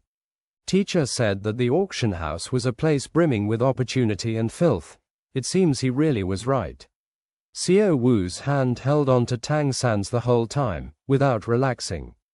She discovered that Tang San's grip on her hand was tight. Clearly his heart was also uneasy. Looking at the light fluctuating in Tang San's eyes, she also gradually calmed down. But she lowered her head, no longer looking at the stage. Speaking of all this as a true coincidence, just after Tang San and Xiao Wu entered there was an auction of a living person. This no doubt left Tang San and Xiao Wu with an extremely profound, and also extremely bad impression. At this moment, Tang San accidentally discovered that the middle-aged man next to him pressed the button marked 10,000. Even though it was his first time here, he still knew that this would display a 10,000 bid increase. In other words, he had at least 110,000 gold spirit coins to buy that Catwoman. His originally good impression immediately changed. He hadn't expected this seemingly dignified and scholarly middle-aged man next to him would actually be so base and despicable. The middle-aged man's gaze stayed on the stage the whole time, but just when Tang San was changing his mind he spoke up. Rescuing the soulless is pointless. This one still has soul, and is also the result of spirit variation. How can I not save her like this? Hearing his words, Tang San was slightly distracted, and even more wary towards this middle-aged man. How could he know what he was thinking? Could it be he was a legendary mind reader? No need to be suspicious. Young man, the eyes are the window to the soul. Your expression is already enough to tell me a lot of things. After all, I've already gone through a lot more years than you. This is the experience of society. The middle-aged man smiled at Tang San, his hand once again pressing the bidding button. By now the bidding price had already increased to 60,000 gold spirit coins. Moreover, it seemed like the rising trend would continue without pause. The announcer said, 170,000, there is a red guest bidding 170,000 gold spirit counts, are there no further bids? 180,000, excellent, there is a white guest bidding 180,000. He had already cried out in surprise on more than one occasion. White represented the most inferior bidders, but from the start of this auction there had been a white bidder participating. Even stranger, his bank still didn't show any signs of overdraft. This explained how the competitor had such bidding power. Let me see who dares fight with me.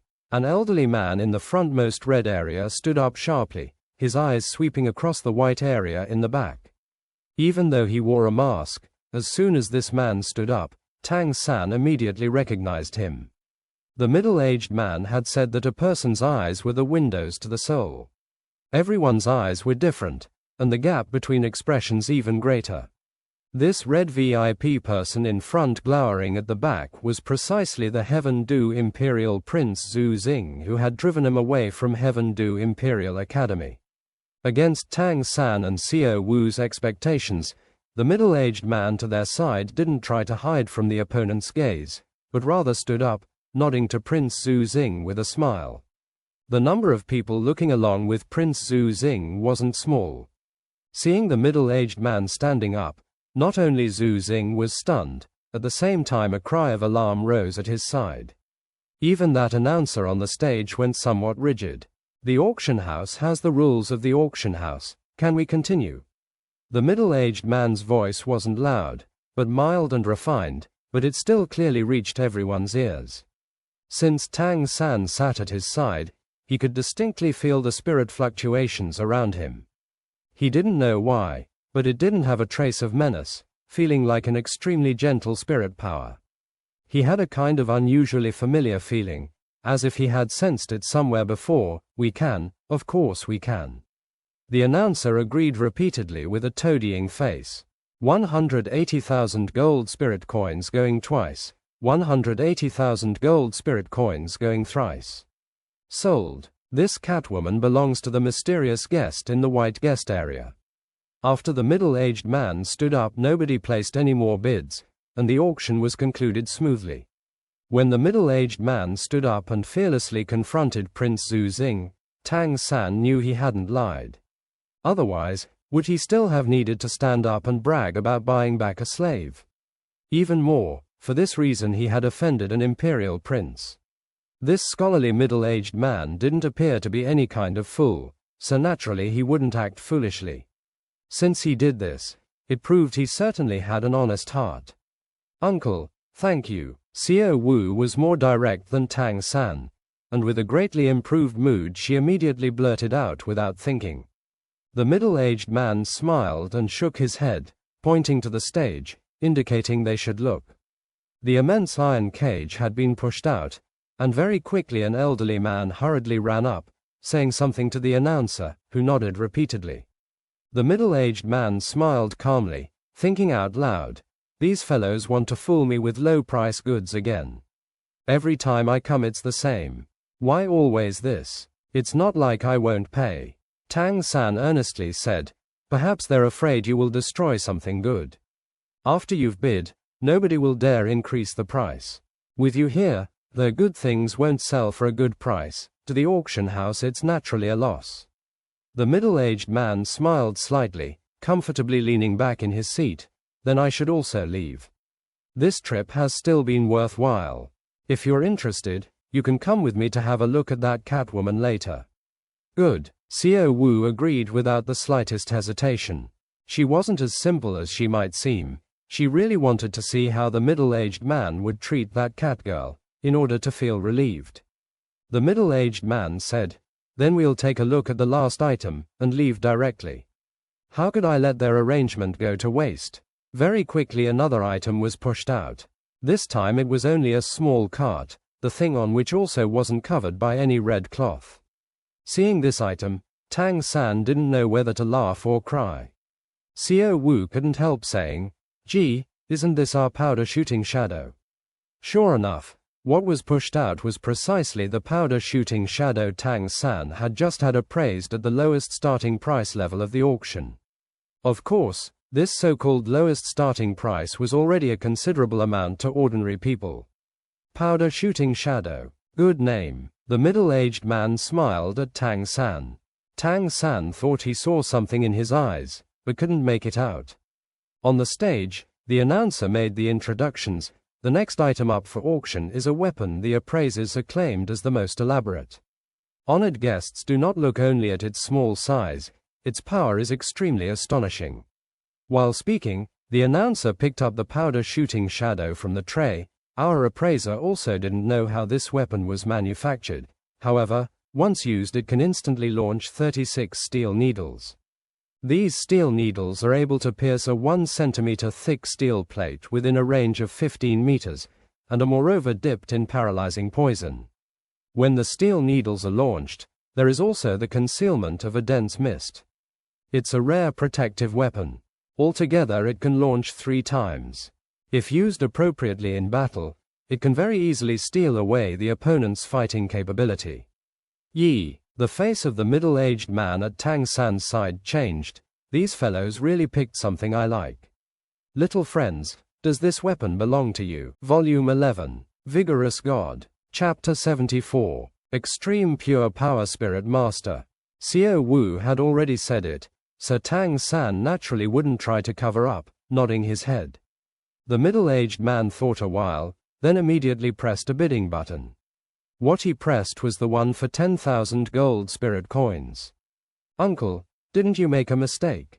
Wealth shouldn't be spent in such a manner." Xiao Wu had been paying attention to the middle-aged man, and seeing him press down 10,000 gold spirit coins, she could not help but remind him.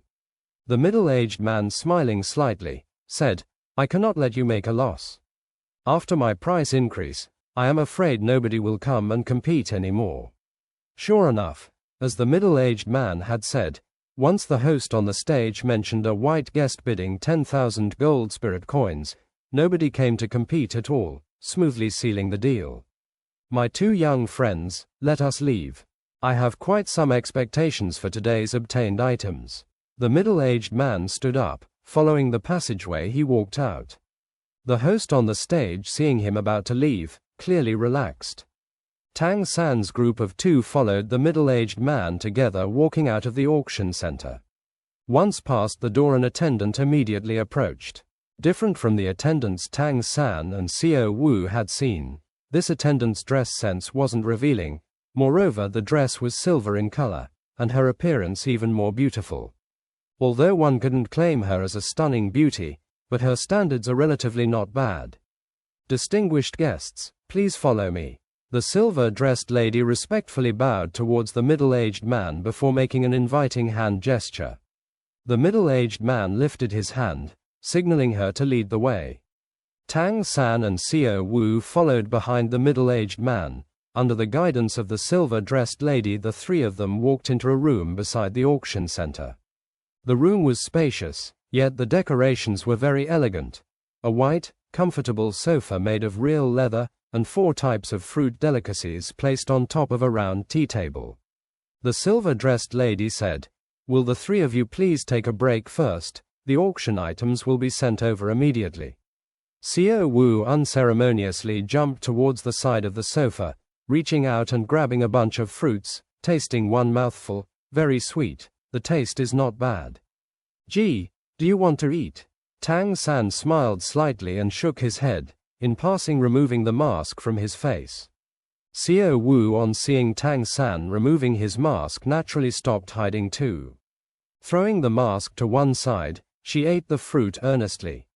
The middle-aged man sat down on the sofa, not saying anything, only waited silently. After laboring for a bit, with a few big-sized fellows pushing, a huge iron cage was sent in. The iron cage not only contained the Catwoman, but a few other ladies too. All weren't top-quality goods, but each had her own characteristic features. Of course, the inconspicuous powder shooting shadow was also sent here. The middle-aged man took the powder shooting shadow, passing over a red-colored card. "Help me settle the bill, also send these girls over to my place." "Yes." The previous silver dress lady took the card, allowing those pushing the iron cage to leave immediately.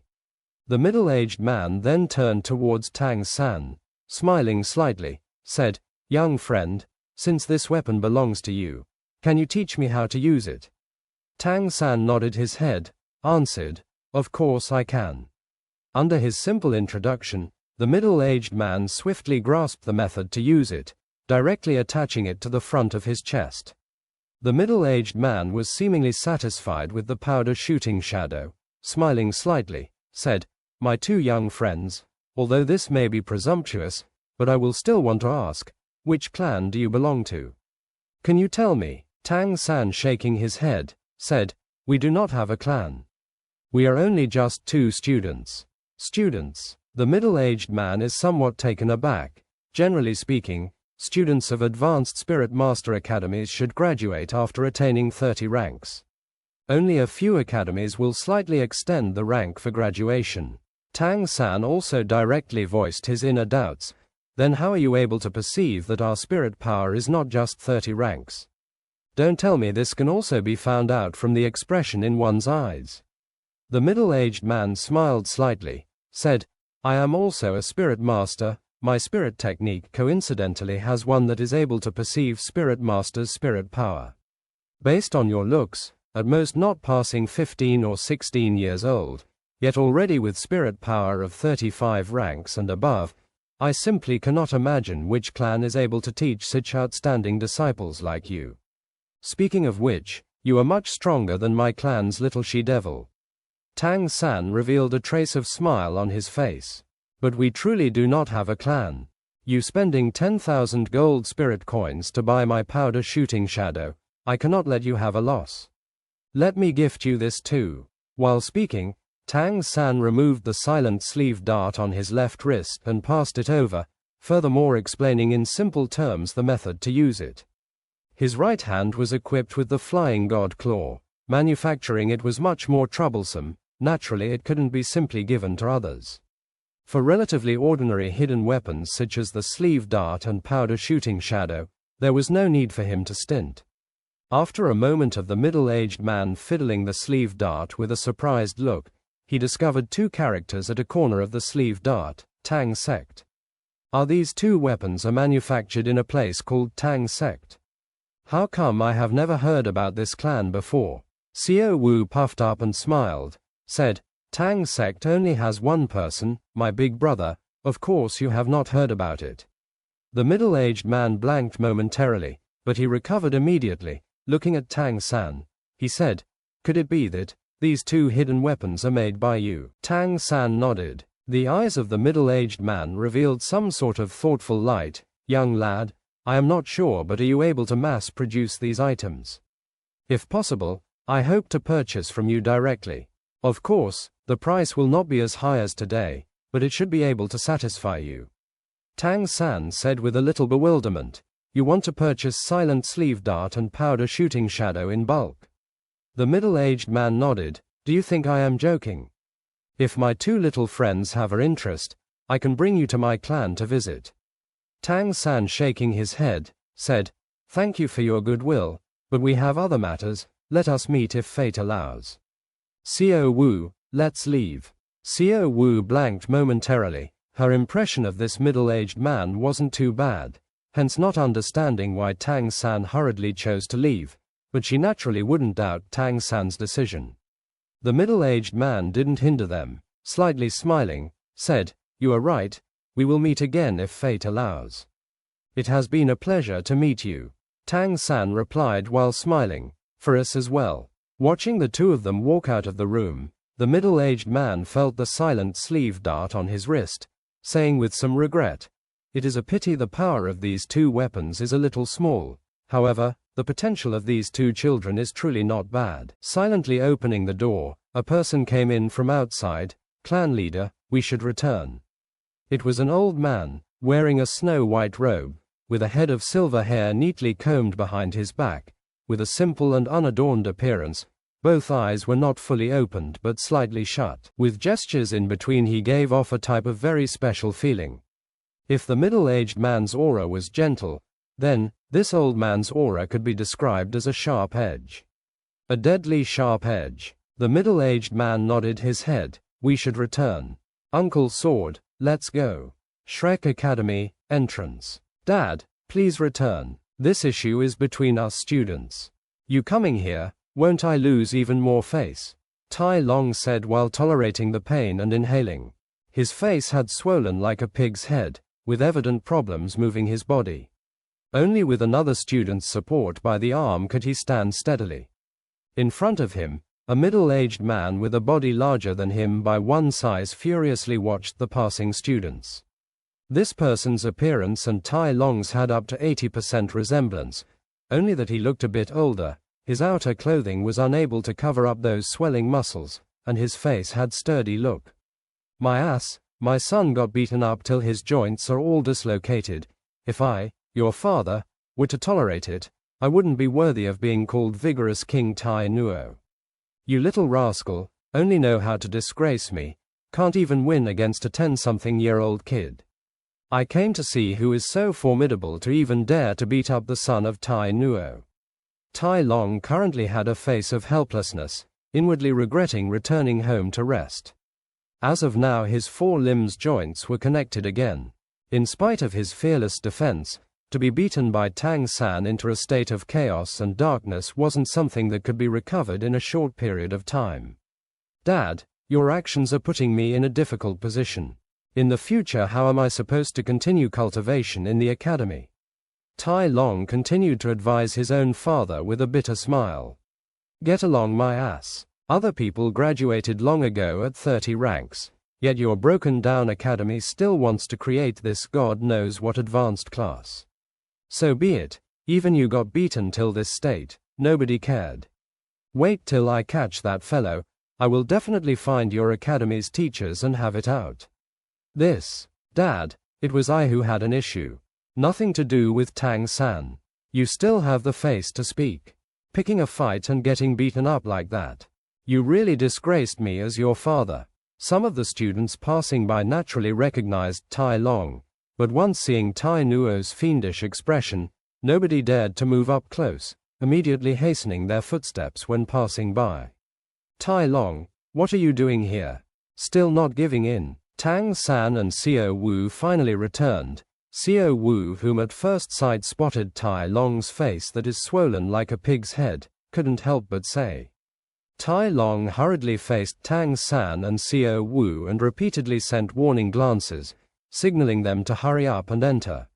But Xiao Wu mistook the intentions. You ended up like this, but still not satisfied. Rolling your eyes. Don't tell me you still want to have a contest. The appearance of Xiao Wu attracted the gaze of Vigorous King Tai Nuo, secretly praising, "What a beautiful lady." Although outwardly he looked bold and unrefined, but he wasn't dumb. From the few sentences said by Xiao Wu he had grasped many things. Looking again at his son's facial expression, his gaze suddenly landed on top of Tang San.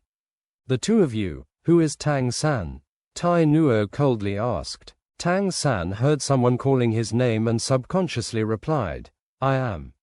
"Good, so you are the little bastard who beat my son to this state." Tai Nuo had been waiting here all afternoon. Finally finding his target, his anger welled up in his heart. Reaching out with his huge hands, he immediately grabbed Tang San's shoulder.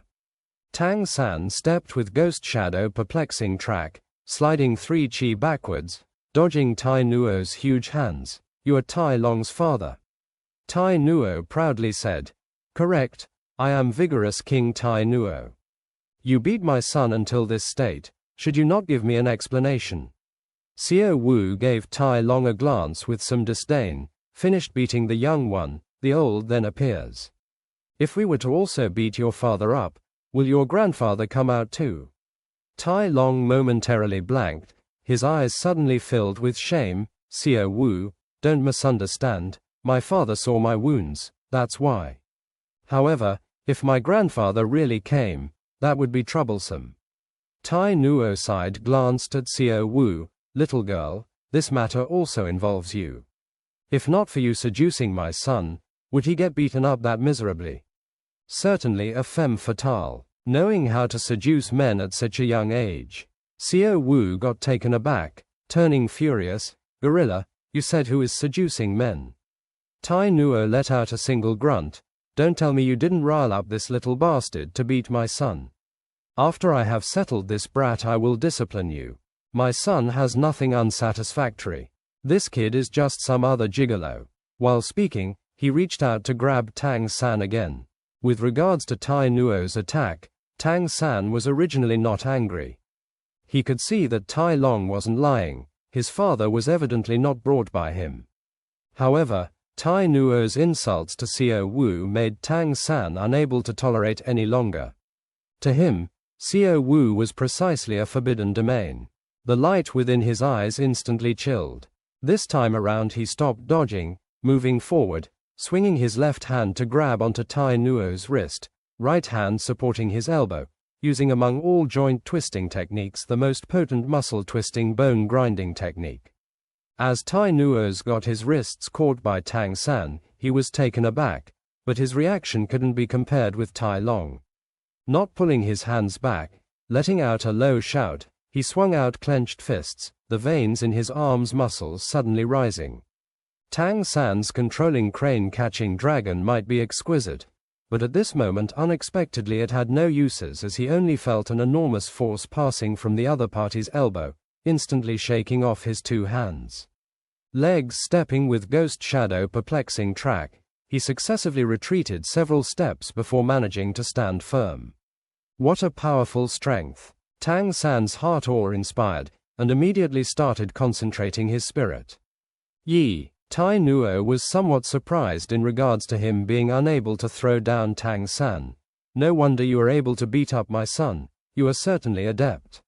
I want to see how many moves you can take from me." While speaking, he was also unwilling to release his spirit. Just like that, while chasing Tang San, his 2 arms suddenly spread open, heading towards Tang San's waist in an embrace. From the previous encounter, Tang San understood the other party's strength was beyond his. If caught by his embrace, there was no need to think about struggling free.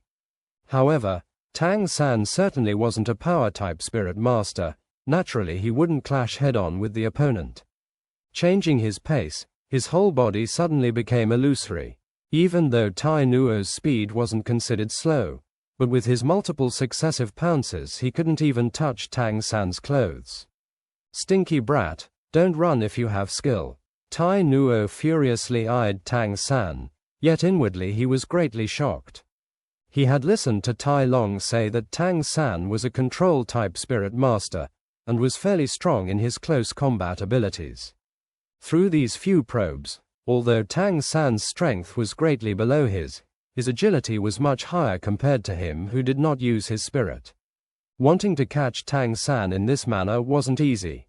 Tang San didn't reply. His eyes shone with a brilliant light, a milky white radiance came out of his body. Blue-silver grass spiraled around him, 2 yellow 1 purple, 3 spirit rings spiraled up, giving off a dazzling luster. Tai Nuo grunted, using battle spirit against me. All right, I want to see how strong your spirit is. Vigorous orangutan, body enhancement. Accompanying his single shout, the whole person hardened and grew by 5 kun, accompanying a series of tearing sounds. Swarthy muscles immediately split apart his upper garments, revealing a steely torso. Tai Long was already very strong, but compared to his father he was still lacking too much. Causing Tang San's pupils to somewhat contract was, at the legs of vigorous King Tai Nuo, a total of 5 spirit rings rose up. 2 yellow, 3 purple. A gorgeous luster surrounded the body and rose. Actually, Tang San did not know that Tai Long's family had a traditional habit, that was covering up. Moreover, Tai Long was the sole direct successor, after coming back home at noon, letting Tai Nuo see his body of wounds. Naturally, he could not contain his anger and ran over. Brat, scared now? If scared, then admit defeat. I will first dislocate your 4 limbs, and then bring you along to find your academy's teachers to reason things out. I am a 58 rank power type battle spirit king, think over carefully. Fists and legs are blind, if by chance I broke your legs, then I would be embarrassed. Releasing his own spirit, Tai Nuo instantly revealed an arrogant expression. From what he saw, he was higher than the opponent by at least 20 ranks of spirit power. He would absolutely be able to make this brat in front of him yield easily. But how would he know that Tang San's greatest characteristic was his strong tenacity? The greater the pressure, the greater the rebound too. You are Tai Long's father, but certainly not my father. Let's fight if you want to. Tang San coldly said. Inwardly he was somewhat forlorn. Somebody's son got beaten up and his father then appeared, but where was his own father? The more he thought of this, the stronger his battle spirit became. They say, an army burning with righteous indignation is bound to W3. Currently Tang San's inner spirit power circulated rapidly. His entire being's condition had already risen to the peak. Gee, let's face him together.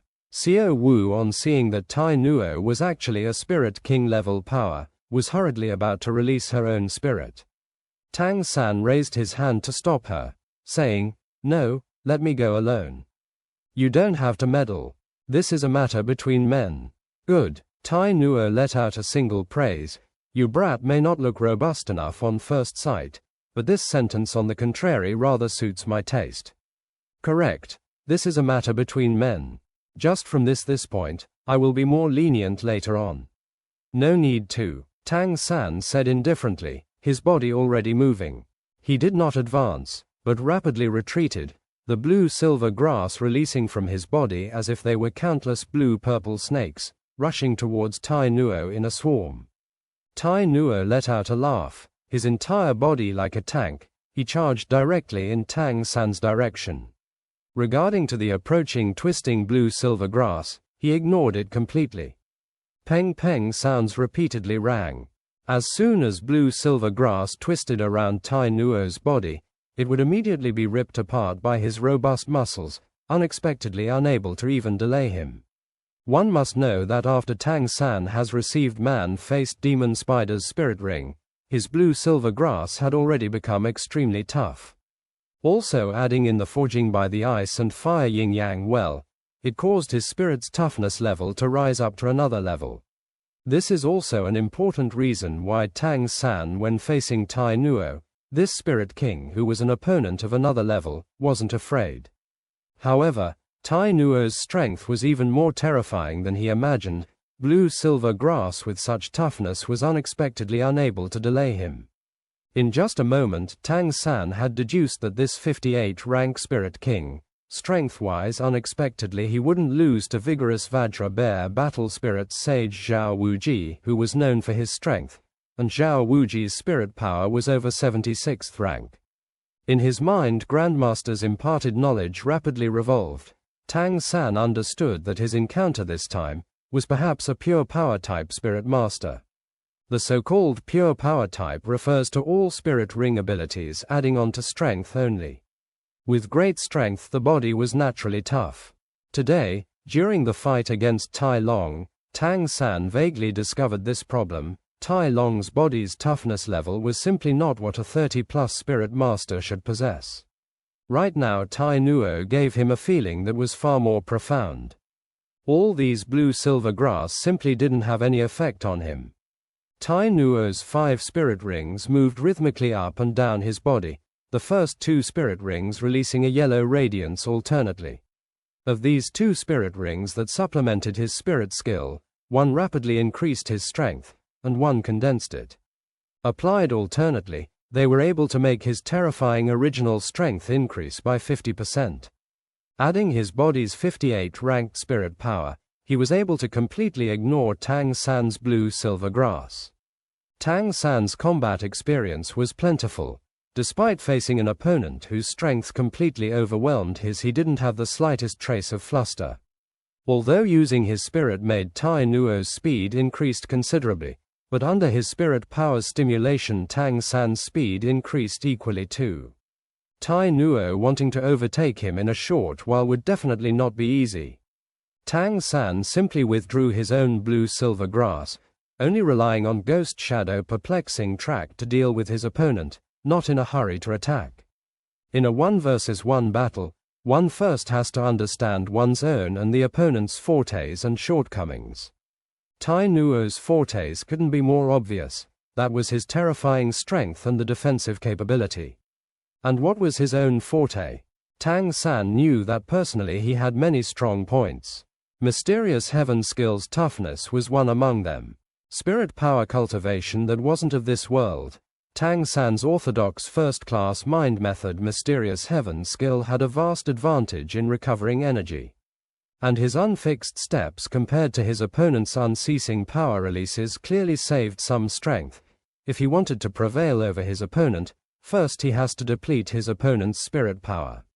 At this moment, the surrounding people watching the battle kept on increasing. Xiao Wu nervously clenched her fists, prepared to go up and assist at any time. Meanwhile, Tai Long was also completely captivated by this battle between his father and Tang San. Their Tai family's spirit was similarly inherited. He also wanted to see how his father would restrain Tang San, who beat him up while not allowing any counterattack. As time passed, Tai Nuo got somewhat impatient. He and Tang San's fight, originally suspiciously, seemed to be the strong bullying the weak. Now furthermore his attacks are without success for a long time. Where was his face? Suddenly stopping his footsteps, Tai Nuo stopped chasing Tang San, letting out a furious bellow towards the heavens, root of strength.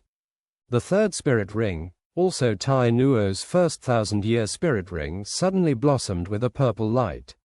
He finally used his stronger spirit abilities. His body that was originally full of power and grandeur seemingly expanded somewhat again. The winding blue veins underneath the skin crowded up like tiny snakes. The surroundings of Tai Nuo's body seemed to be blown with a layer of swirling power.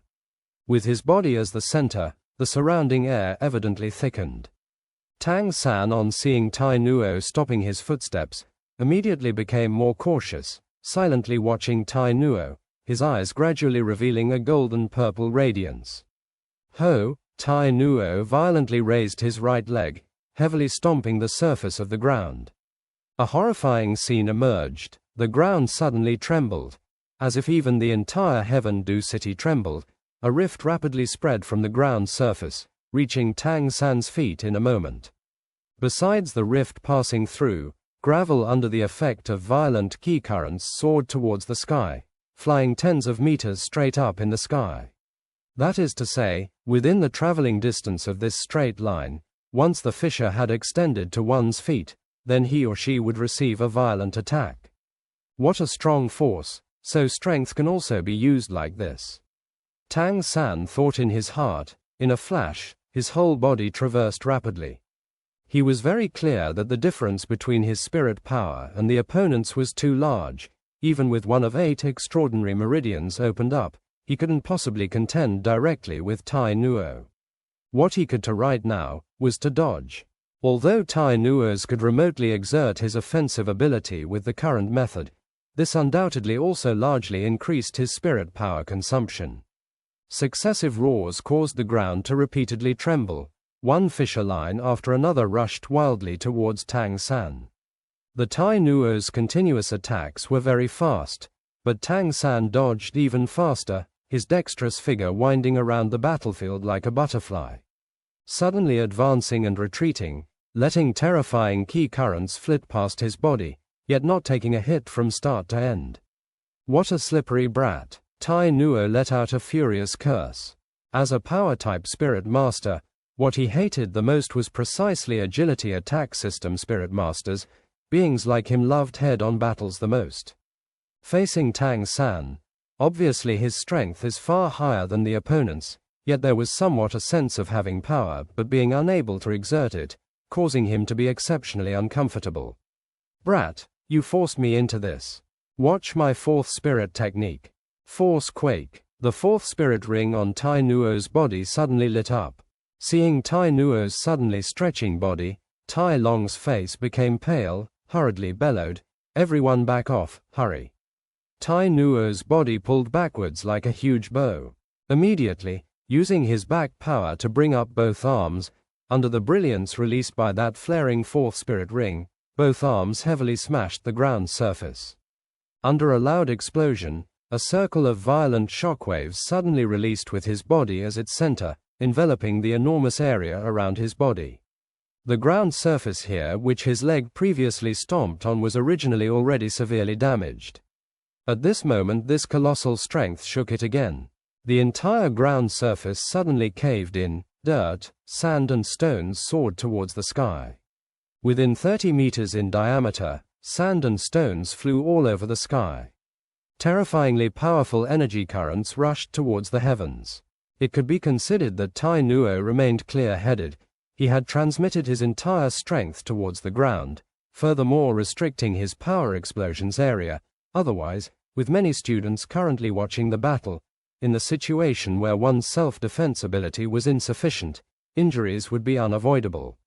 Despite this, Tang San's body was still completely enveloped within the range of Tai Nuo's attack. This kind of all-directional attack naturally couldn't be dodged by any physical techniques. Xiao Wu had already rushed forward among alarmed cries, but Tai Nuo's strength was truly terrifying. The powerful ki currents directly blocked her, keeping her outside of the attack. "Look, in the sky!" Right at this moment, someone shouted, attracting the gaze of the students and Tai Nuo towards the sky. In mid-air, the dust flying about the sky gradually fell. Descending at the same time was also a figure shining with purple light. 8 slender lances extended from his back, red and white radiant colors covered the spears. Countless blue-silver grass connected to produce an umbrella shape on his back, slowing down the speed of his descent. With an ice-cold gaze looking at Tai Nuo from start to end, the 8 long lances on his back glinted with a glorious luster under the sun's shine, giving onlookers a bizarre feel. Alarm, admiration, disbelief, various sentiments were expressed among the students. They could all see that Tang San, one of the Academy's advanced class students, was still able to escape when facing a Spirit King level Spirit Master's 4th technique's full attack. What kind of strength was this? If his previous dodging was said to be just a technique, then, what Tang San had displayed now was his true strength. The gaze in Tai Long's eyes momentarily went out of focus. At this moment he truly understood how exactly big the gap between himself and Tang San was. Even though both of them were 37 ranks, the same rank still possessed different strengths. Actually, Tang San, on seeing Tai Nuo making a back-bending movement, immediately noticed something was not right, first releasing his 8 spider lances. The 8 spider lances inserted into the ground at the same time, springing up with full strength, sending his body high up into the sky. Although he still received the attacks from the energy currents and gravel, In this way the damage had dropped to the lowest degree. Blue-silver grass's malleability displayed its effect. Relying on Tang San's precise control, blue-silver grass connected to produce an umbrella shape in midair, offsetting the descent speed.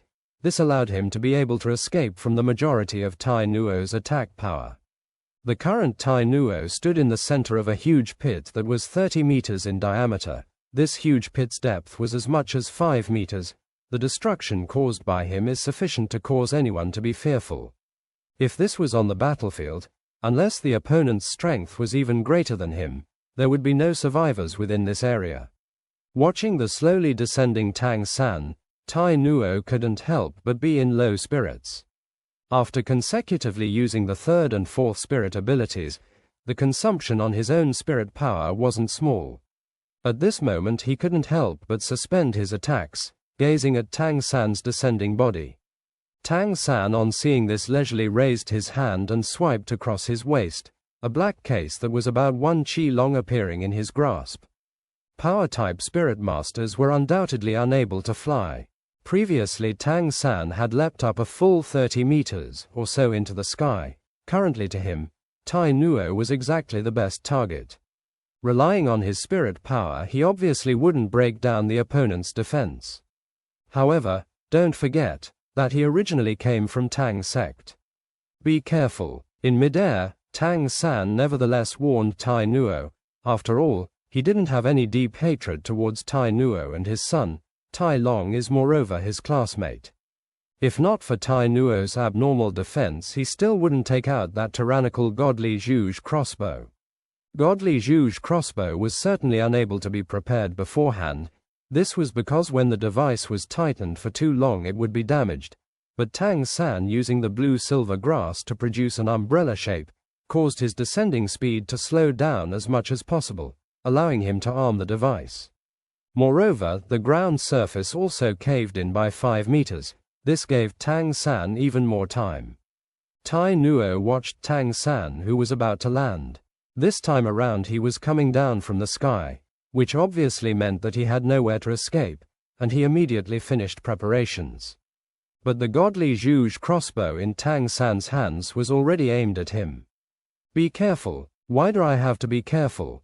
Just when Tai Nuo was puzzled about this, a series of sonorous buzzes instantly burst out. The firing rate of Godly Zhuge crossbow was simply too fast. Furthermore, in this situation where the distance was so short, Tai Nuo's only possible reaction was to use his arms to block the front of his face. In the next moment, his entire body felt as if some object struck him heavily, successively retreating 3 steps back before his balance recovered. All 16 crossbow bolts were completely stuck in Tai Nuo's arms and chest. Tai Nuo's substantial muscles displayed their extremely overbearing defensive power, and the Godly Zhuge crossbow, which was sufficiently powerful to pierce steel plates, went only 1 kun into the flesh before being unable to continue further in. Bastard! Tai Nuo let out a furious roar. His entire body's spirit power suddenly burst forth. The 16 Godly Zhuge crossbow bolts nearly instantly flew out from him using his muscles. Accompanying it flying out were also 16 streams of fresh blood. Although the Godly Zhuge crossbow had tyrannical strength, it wasn't enough to leave a fatal injury on him. Yet he, a 58-rank spirit king, got injured by a single 30-something spirit elder. That was already an outrageous insult. Perhaps because of his overly agitated sentiments, Tai Nuo did not notice that his body's injuries hardly had any trace of pain. Tang San fully displayed his abundant combat experience. The moment Tai Nuo used his hands to block his own eyes, the blue-silver grass on his back had already dispersed and he rapidly landed, 8 spider lancers leaping off the ground, his whole body swiftly changing positions. When Tai Nuo lowered his arms, he had suddenly lost all trace of him. A sharp-edged aura came from the back. Tai Nuo instinctively wanted to turn around to block, but for some unknown reason, his body delayed for a moment, only half turning about, a sudden sense of numbness already spreading from his shoulder. From the corner of his eye, his peripheral vision just happened to witness Tang San's 8 spider lances making a withdrawing motion. The bottom 4 lances were propped up against the ground. The top 4 lances were stretched out in front, leaving 4 small holes in Tai Nuo's shoulder. Facing a spirit master with tough defensive power, how does one attack? Tang San used actions to give the surrounding students a lesson. Although Tai Nuo's defensive power was strong, he still had to rely on his flesh and spirit power to defend. Volume 11, Vigorous God, Chapter 75, 7 Treasure Glazed Tile School. It wasn't like the Black Tortoise Spirit Masters Tang San had met before, using their tortoise shells as shields. The method Tang San chose was to pierce through the surface. Even though 8 spider lances couldn't penetrate deeply, just breaking the skin was enough. Just what is called, the participant is baffled. The spectator sees clearly. The surrounding students, including Tai Long, all clearly saw black blood flowing from the wounds left by the godly Zhuge crossbow, but where Tang San's 8 spider lances had penetrated there was a dark purple spreading. Feeling alternately hot and cold, Tai Nuo suddenly felt his eyes blur. Exerting himself to shake his head, this feeling grew even more distinct. You use poison. Tang San's 8 spider lances propped him up from the ground, and looking down on Tai Nuo from above, he said indifferently, "Poison is part of my abilities. Do you still want to go on?" Tai Nuo was a strength-type power attack system spirit master, and a control system spirit master held the advantage when facing power attack system spirit masters. Even though there was an enormous difference in spirit power between the two, when Tang San relied on his Tang Sect abilities, simultaneously being a control system spirit master, as well as possessing an agility attack system's speed and toxicity, further adding his perfect exploitation of his advantages, it immediately put Tai Nuo completely on the defensive. When the godly Zhuge crossbow bolts pierced Tai Nuo's defense, this fight had already been decided. How could half a year by the ice and fire yin-yang well be wasted? All the hidden weapons Tang San carried used different poisons. Just like Douluo Dalu said, even more formidable spirit masters would be cautious when dealing with him. Poison was a kind of special means of attack. In order to deal with a poison spirit master, one first of all had to keep a careful defense. But Tai Nuo clearly felt he held the advantage, and it seemed to him that dealing with a child like Tang San was only a matter of stretching out his hand and grabbing him. He hadn't expected that he would be the one stumbling into a ditch. Calling out, Tai Nuo discovered that his tongue didn't quite follow his orders. Even though he congregated his powerful spirit power to resist the poison within his body, he still suffered 2 kinds of poisons one after another.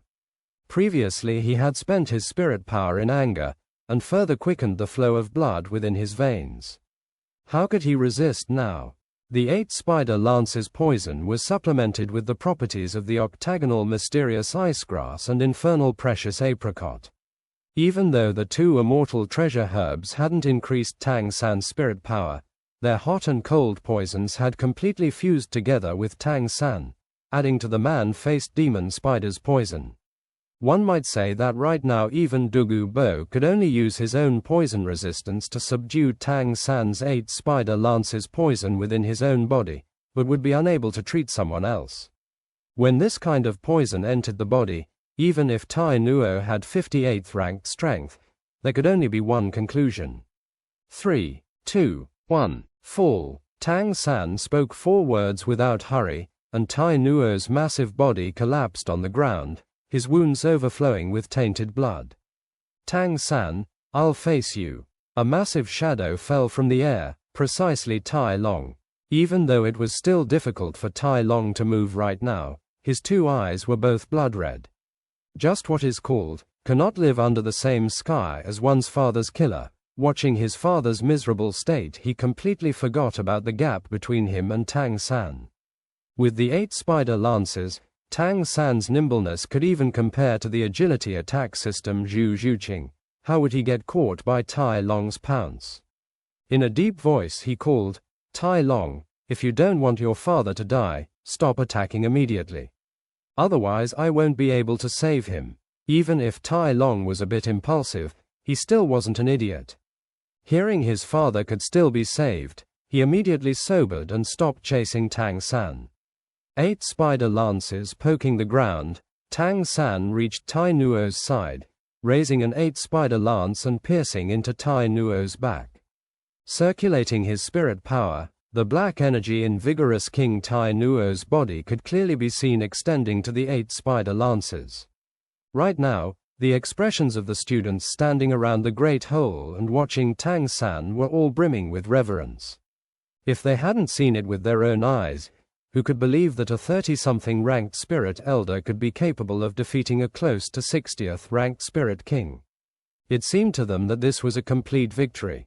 Apparently Tai Nuo didn't have any means of retaliating before Tang San. The poison arrived quickly and left quickly. In a moment Tai Nuo's wounds were flowing with blood. Tang San had been training with 8 spider lances for a long time, and by now he could control them perfectly. Withdrawing the 8 spider lances' poison, he poked a series of acupuncture points on Tai Nuo to stop the bleeding. Tai Long stared blankly at Tang San doing all this. If in the morning he still had been unable to accept it because he and Tang San possessed the same level of spirit power, then by now Tang San had already become an unreachable existence in his eyes. He couldn't understand how, at the same 37 ranks, this seemingly very ordinary youth in front of him could be so much stronger than himself. It was no wonder Xiao Wu had chosen him. Tai Long couldn't know that the gap between Tang San and Tai Nuo, even if it was 21 ranks of spirit power, Tang San could completely make up for 10 ranks with an external spirit bone, and even more rely on the techniques of the Tang Sect. And Tai Nuo hadn't even been able to use his 5th spirit ability. Overall, this whole fight had been completely under Tang San's control. He undoubtedly displayed the fighting ability of a control system spirit master. The ability to control the overall situation with the precision of a calculator. Withdrawing 8 spider lances within his back, Tang San nodded to Tai Long, "All right, I've already removed the poison. However, he should feel a bit weak over the next few days.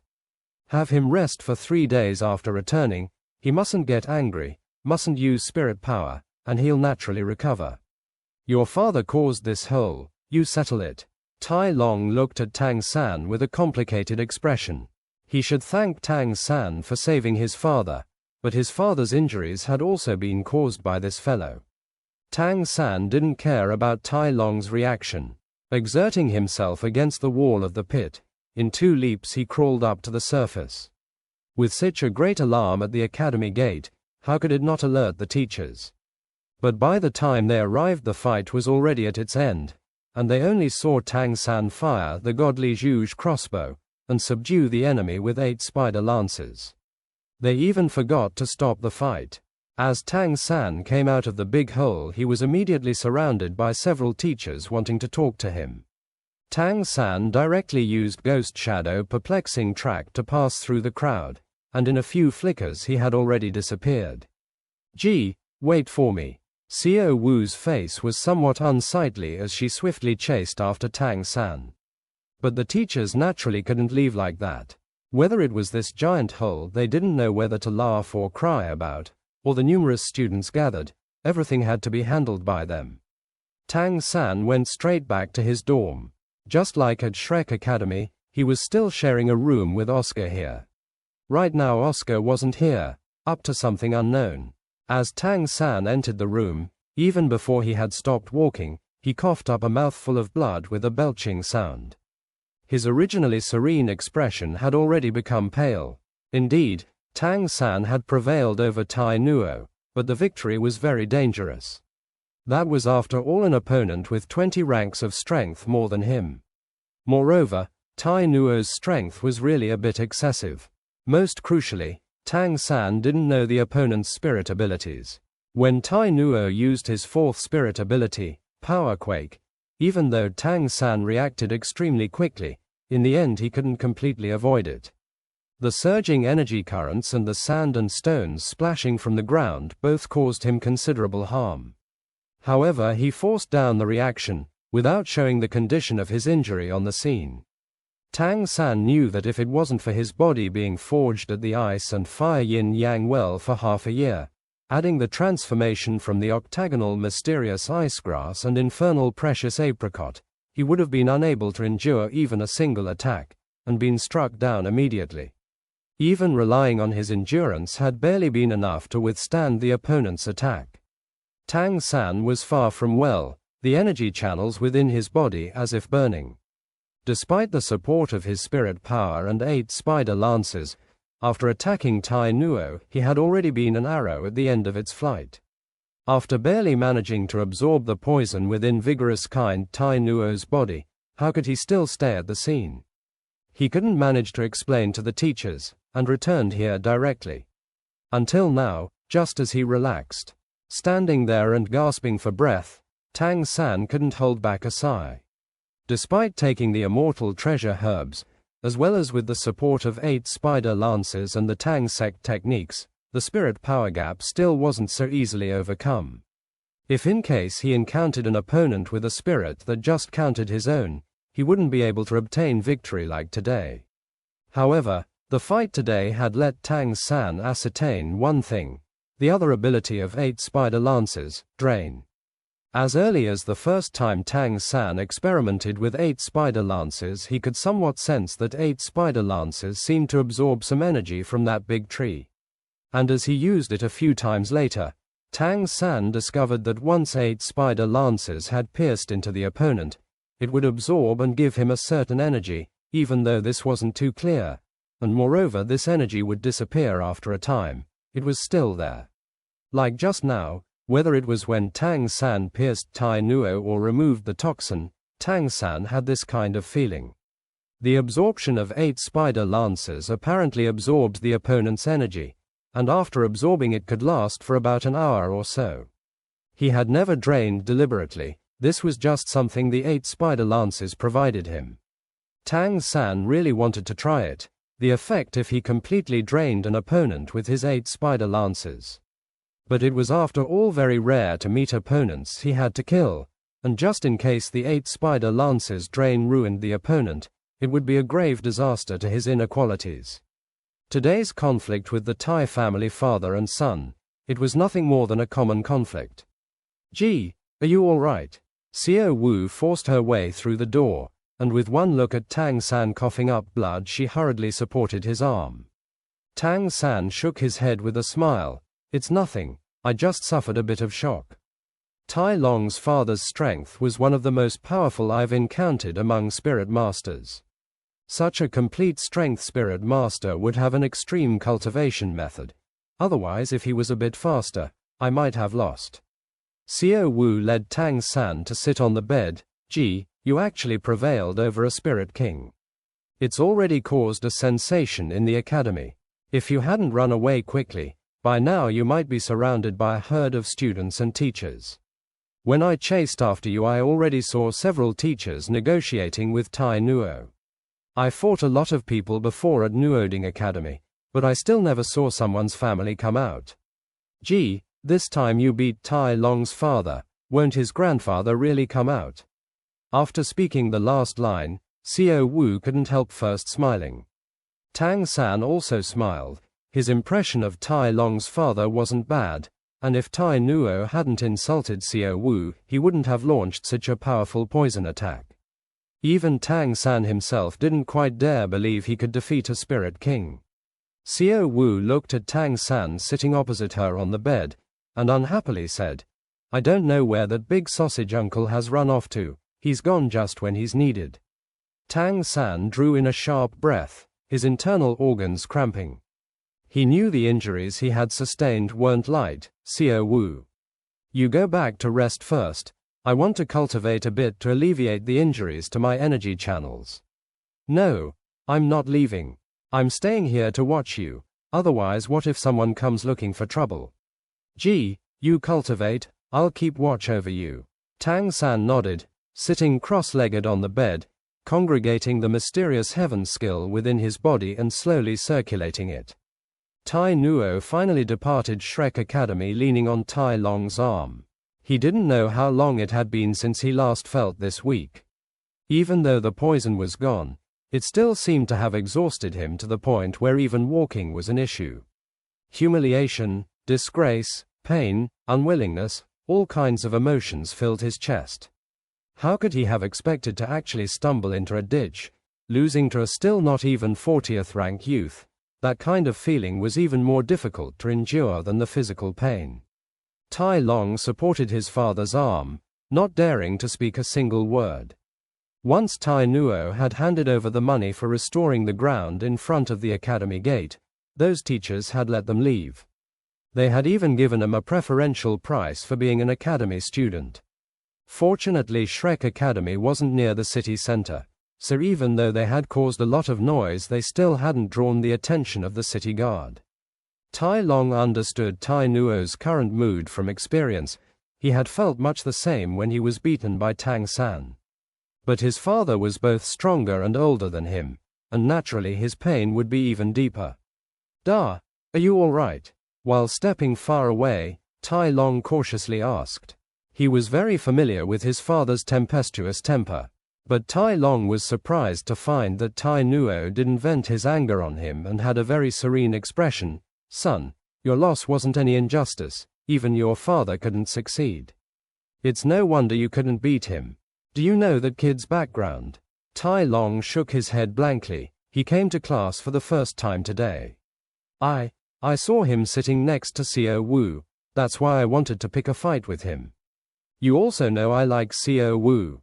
Tai Nuo stared at Tai Long. For the sake of a woman, you directly profited. How you are like your father in those years. But you didn't make a mistake. For the sake of the woman you like, you must advance bravely. Back then I chased after your ma just like that. But in those days I challenged a lot of spirit masters that were more powerful than me. How it must vex you now to be unable to defeat someone younger than you. This isn't just the result of hard work.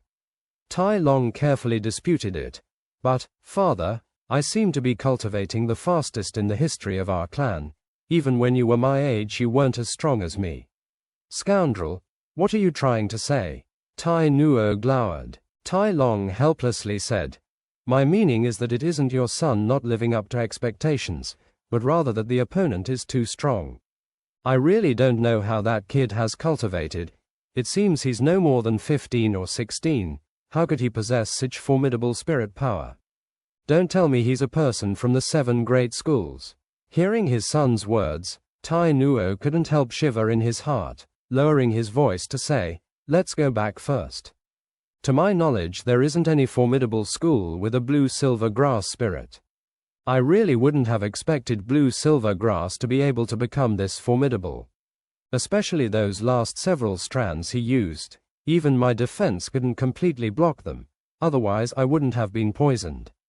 Let's go, we'll go back to ask your grandpa, maybe he knows. Grandpa, Tai Long's facial expression immediately became bitter. No need. Father, we both lost so much face. If we let grandpa know, he won't just sort us out. Besides, if by some chance the elder runs off to our academy just like you, I won't be able to keep studying. Tai Nuo snorted. One of our clan's strength is protecting weak points, so what? You have an opinion. We have to inform your grandpa about this. I still don't believe a child is capable of being that strong. Listen to what the elder says. Visiting to stir up trouble isn't losing face. Losing face is stirring up trouble and still letting others leave. If your father can't release this anger, it'll choke me to death. The 2 sturdy silhouettes gradually disappeared into the distance. Father and son both with faces swollen like pig heads, complexions white like paper. It was really one sorry figure after another. 7 treasure-glazed tile school Ning Rongrong sat on a sofa in the main hall and constantly swung her slender legs, her red lips pouting so hard one could hang a soy sauce jar from them. She had been back for more than half a day, but there wasn't a trace of her father, and her excitement was gradually weakening. In front of Ning Rongrong was an old man with a withered face slowly sipping tea. Even though he was sitting down, his stature was still astonishing. It wasn't that he had the robustness of swelling muscles, but his whole frame was extremely astonishing. When he sat in the originally very spacious sofa, he clearly made it seem narrow. His clothes seemed to be entirely propped up by his skeleton, muscles and skin were both withered, his eye sockets were deep caves, and if seen late at night it would simply be like an immense cranium. On his scalp were only a few sparse wisps of white or grey hair. Where he could be ugly he was ugly. My little princess, don't be angry. I'm sure your father will be back quickly. The withered old man put down his teacup, speaking to Ning Rongrong. His voice was extremely hoarse, like the wind rustling dead leaves, giving listeners a bad feeling. Ning Rongrong leapt up from the sofa, running over to sit in the withered old man's lap. With her fair skin, next to the enormous old man, she was like a doll. Raising her hands, she grabbed the old man's white hair. I don't care, someone has been gone for so long, but when returning with great difficulty Daddy isn't present. Isn't he deliberately hiding from me? Grandpa Bone, you have to back me up. The shriveled skin on the withered old man's face twitched once, somewhat not knowing whether to laugh or cry, saying, My little princess, you shouldn't keep playing with that little withered grass on your Grandpa Bone's head. Otherwise I'll really become bald, and be even more teased by that cheap grandpa sword of yours. You want me to support you. What can I do? Don't tell me there's still someone in the school who would tease you. Ning Rongrong pondered, and said, This as well. Humph, no matter. Anyway, once Daddy returns I'll definitely have him give me something nice to appease me. Grandpa Bone, you have to speak on my side. In order to keep the few remaining wisps of hair, the withered old man had no choice but to helplessly nod repeatedly. If his current appearance was seen by outsiders from the Spirit Master world, who knew how startled they might be. That the most secretive among titled Douluo, Bone Douluo, would be treated like this by a little girl, perhaps nobody would believe it even if told. I knew Grandpa Bone was the best. Ning Rongrong didn't seem to feel a bit like this old Grandpa Bone was ugly, kissing him hard on the cheek and the jumping off his lap. Watching the lively Ning Rongrong, a warm indulgence was revealed in the Bone Douluo's eyes. He could be said to have watched Ning Rongrong grow up, and this little she-devil's spoiled nature could be said to have been caused by him and Ning Rongrong's other grandpa sword. I heard our little she-devil has returned. Where is she? Rongrong, come quickly, let Daddy have a look. At this moment someone finally arrived to lift the siege. Hearing this voice, Ning Rongrong first excitedly wanted to run meet him, but then remembered she was still angry and hastily faced in the other direction, turning her back to the door. That charming appearance seemed a bit funny to the Bone Douluo sitting on the sofa. A timid and elegant middle-aged man stepped into the hall accompanied by a white-dressed old man. If Tang San and Xiao Wu had been here now, they would certainly have recognized him, precisely the person they met before at the auction house, that even Prince Zhu Xing didn't dare provoke. And this man was also Ning Rongrong's father, 7 treasure-glazed tile school's master, enjoying the name of the continent's foremost support spirit master, Ning Fengji. Ning Fengji looked at his daughter and hurriedly walked forward. Silly girl, what are you doing with your back to Daddy? It's been a year. Daddy missed you so much. Ning Rongrong turned around sharply. Missed me? It would be a wonder if you didn't long for me to be away from home. Ning Fengji, seeing his seething daughter, couldn't help but inwardly feel his heart fall. First sitting down on the sofa, he held out a hand to pull over his daughter, but didn't expect Ning Rongrong to turn around and dodge away. Not catching his daughter startled Ning Fengji. Even though he was an auxiliary system spirit master, reaching an enormous spirit power of more than the 70th rank still had powerful transforming effect on his body, making him much stronger than ordinary people. Ning Rongrong had inherited his spirit and was also auxiliary system. Even though he was only grabbing in passing, he still didn't move slowly, but he had actually been easily dodged by his daughter. Ning Rongrong wasn't aware of her father's shock and directly turned to that white-dressed old man, throwing herself into his arms. Grandpa Sword, I've missed you to death.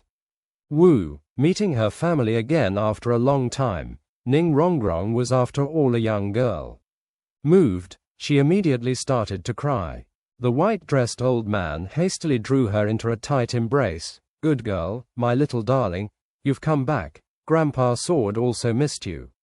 Missed you desperately. Ning Rongrong raised her head. Really? The white-dressed old man firmly said. Of course really. If you don't believe me, just ask your grandpa Bone. Ning Rongrong blinked her clear big eyes. But, just now Grandpa Bone told me, he missed me a little bit more than you. Bullshit. The white-dressed old man didn't give the wizened old man a bit of face. Clearly I missed you more. You're bullshitting. The wizened old man suddenly stood up from the sofa. His terrifying height approached 2 meters 50, and with his hoarse voice he seemed even more frightful. Not convinced? Let's go. We'll find somewhere to settle it. The white-dressed old man stuck out his chest, glaring fearlessly. All right, Uncle Sword, Uncle Bone, you've fought for a lifetime. Rongrong just got back, just let it go today. Ning Fengji helplessly looked at the 2 old men in front of him. Humph. The white-clothed old man and wizened old man snorted practically simultaneously. None of them looked at each other, and both their gazes fell on Ning Rongrong. Ning Rongrong's eyes were big and round. I have a way to prove which grandpa who missed me the most. Ning Fengji clapped a hand to his forehead. A little she-devil was after all a little she-devil. The place was lively as soon as she was back. He couldn't help saying, Rongrong, don't be irresponsible. Ning Rongrong stuck out her tongue at her father. She was clearly not a bit afraid of her dad. Otherwise she wouldn't be called the little she-devil in the first place. You didn't miss me. And you won't even let the grandpas miss me. I've run back from far away and you're not home.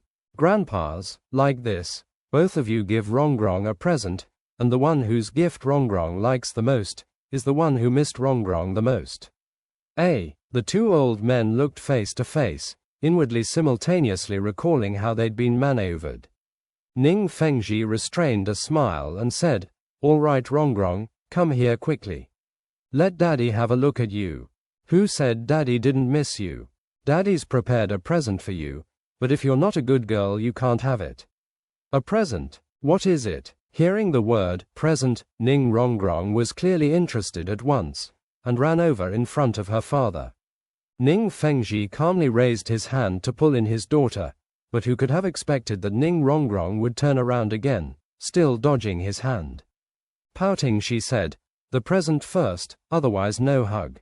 This time it wasn't just Ning Fengji who was startled. The 2 old men both couldn't help look at each other with shock. Because of the special nature of the 7 treasure-glazed tile pagoda, even a titled Douluo couldn't see how much spirit power she had. Ning Fengji's heart twitched, and he asked, Rongrong, first tell Daddy your spirit power rank. If you've made progress, Daddy can give you the present. Hearing her father ask about her spirit power, Ning Rongrong immediately straightened with pride. Daddy, my natural talent is even better than yours. I haven't been goofing off in this year. My spirit power didn't rise that much, just a tolerable 10 ranks. So little. Rongrong, you must work hard. Hold on, how much did you say? Ning Fengji knew his daughter only too well. From childhood what she disliked the most was cultivation. Even though she had talent, she always had to be forced to train a moment in exchange for all sorts of benefits. As he became aware that Ning Rongrong said, 10 ranks, his expression was disbelieving. Ning Rongrong blinked with her big eyes, and very innocently looked at her father. I said 10 ranks. It's really not much, but I worked hard. Ning Fengji's voice had changed slightly. 10 ranks. When you left you had 27 ranks. Then you're saying you're already rank 37. You wouldn't lie to Daddy. Ning Rongrong said, Bad Daddy, not believing others. Even if Rongrong was a bit naughty before, I would never lie. If you don't believe it, let grandpas have a look. While speaking, she directly ran over in front of the white-dressed old man, holding out her little hand. The white-dressed old man grabbed Ning Rongrong's hand, and after a little while his expression turned to surprise. Fengji, it's true. This girl's spirit power has reached the 37th rank. This really is too inconceivable. I've never heard of someone that could gain 10 ranks of spirit power in 1 year. Even that kid called the youngest spirit master ever couldn't do it. Don't tell me our Rongrong really is a genius. Or is that Shrek Academy so awesome? Ning Rongrong curiously said, Grandpa Sword, how did you know I went to Shrek Academy? The white-dressed old man said, How couldn't I know? You're the darling treasure of our hearts. Your daddy has always grasped your whereabouts. Ning Fengji's expression had turned serious. Both he and the two clan guests before him clearly understood the process of spirit master cultivation. A spirit master who wanted to increase cultivation had to do it step by step. Doing it too impetuously would lead to life-threatening danger. The spirit master world also had a kind of nefarious cultivation method, trading one's own vitality for increased cultivation speed. He in no way wished for his daughter to be taught that kind of cultivation method at Shrek Academy. If that was the case, thinking of this, there was a deadly energy in Ning Fengji's eyes. The white-dressed old man and the wizened old man clearly also thought of this possibility. Their expressions dropped simultaneously. Ning Rongrong looked at the two grandpas, looked again at her father, and somewhat baffled said, "What's going on with you? Why aren't you saying anything?"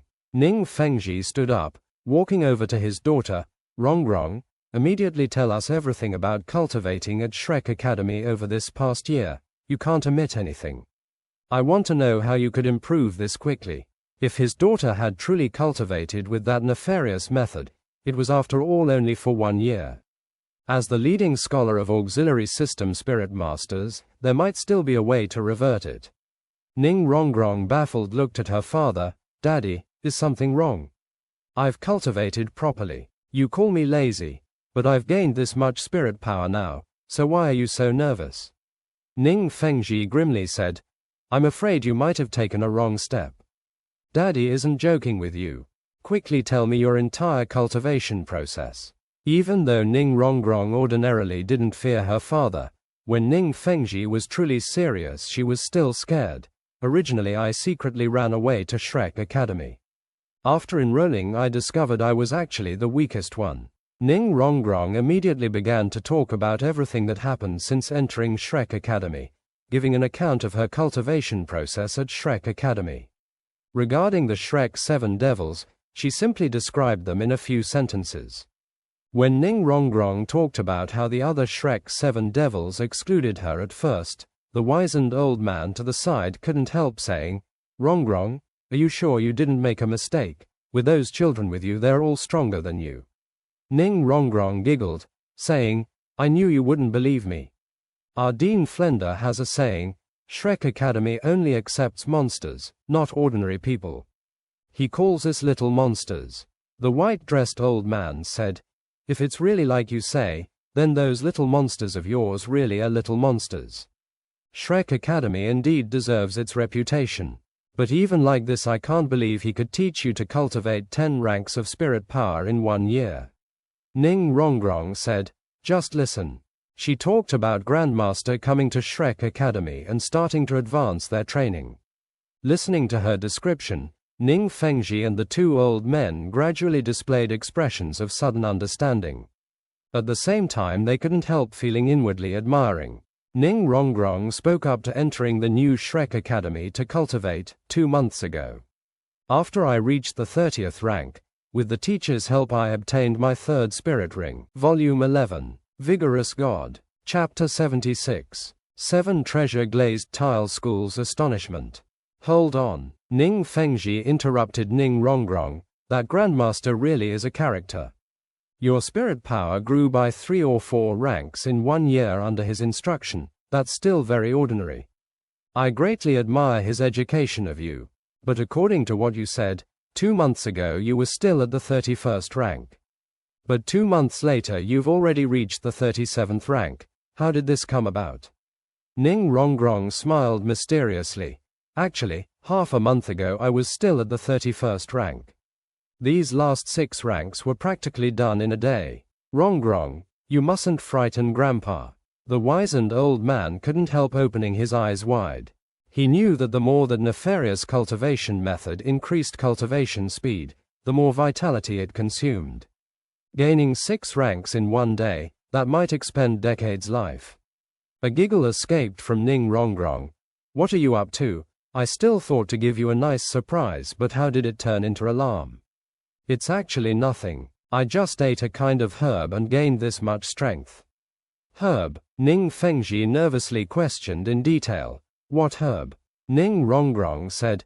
My third brother said that it was called something like beautiful silk tulip. It's a rare immortal treasure. In Ning Fengji's mind suddenly appeared two silhouettes he had met just recently. It couldn't be them. Beautiful silk tulip, Uncle Sword, Uncle Bone. Have either of you heard of this herb? The two old men shook their heads simultaneously with blank faces. The wizened old man said, perhaps, only that old poisonous thing Dugu Bo would know. No good, Fengji, we have to examine Rongrong's condition at once. If by any chance her spirit power growth came at the cost of her vitality, we have to think of a way to deal with it at once. Grandpa Bone, I said there's no need to be worried. My third brother said that those herbs were all immortal treasures that had absorbed the essence of heaven and earth, with a powerful effect on the foundations. Not only wouldn't they cause harm, they would even consolidate the foundations. Forget about it, I won't hide it anymore. I'll let you have the real surprise. After you've seen this you won't doubt it again. While speaking, Ning Rongrong slowly raised her right hand. Dazzlingly beautiful multicolored rays of light began to coalesce at her palm. Watching the light condense in his daughter's palm, Ning Fengji suddenly felt somewhat strange, but for a moment he was unable to say where the strangeness came from. At the dazzlingly beautiful pagoda were 2 yellow and 1 purple, 3 spirit rings revolving in Ning Rongrong's right hand. The dazzling splendor immediately made the hall become even brighter. Before Ning Fengji could look closer, the white-dressed old man at his side cried out in surprise, 9 layers and 9 colors, 9 treasure-glazed tile pagoda. What? Ning Fengji had a greatly alarmed expression. He finally understood what had made him feel strange. It was precisely the colors in Ning Rongrong's palm as she released her spirit. Different from the original 7 colors, there were 2 more than before. It had become 9 colors, and the pagoda in her palm right now had 9 levels. As the most powerful support spirit, the 7 treasure-glazed tile school actually had a secret, and this secret actually related to their spirit. Heaven was impartial. The effect of the 7 treasure-glazed tile pagoda on the battlefield was actually too frightful. Therefore, it also had a flaw. The reason why the 7 treasure-glazed tile pagoda was known as 7 treasure was not only because it had 7 levels. Even more important was that this spirit could only hold up to 7 spirit rings, 2 less than any other spirit. This was also the reason why Ning Fengji, even as schoolmaster, only had 79th rank spirit power, the main reason he had never been able to break through to the next level. In the legends of the 7 treasure-glazed tile school, if by some stroke of luck the 7 treasure-glazed tile pagoda could evolve to the 9 treasure-glazed tile pagoda, not only would it strengthen the spirit's own foundations, it would also have an even vaster space. Once a 9 treasure-glazed tile pagoda spirit master reached the 9-ring title Douluo level, he would possess the title of support god, with the strength to turn the tide of any battle. At this moment, Ning Fengji no longer had to worry about his daughter. The 9 treasure-glazed tile pagoda already proved that Ning Rongrong's vitality hadn't been cut short. On the contrary, it had substantially increased, and her foundations had further become incomparably stable. Right now this 7 treasure-glazed tile school master's heart suffered from a completely different kind of shock.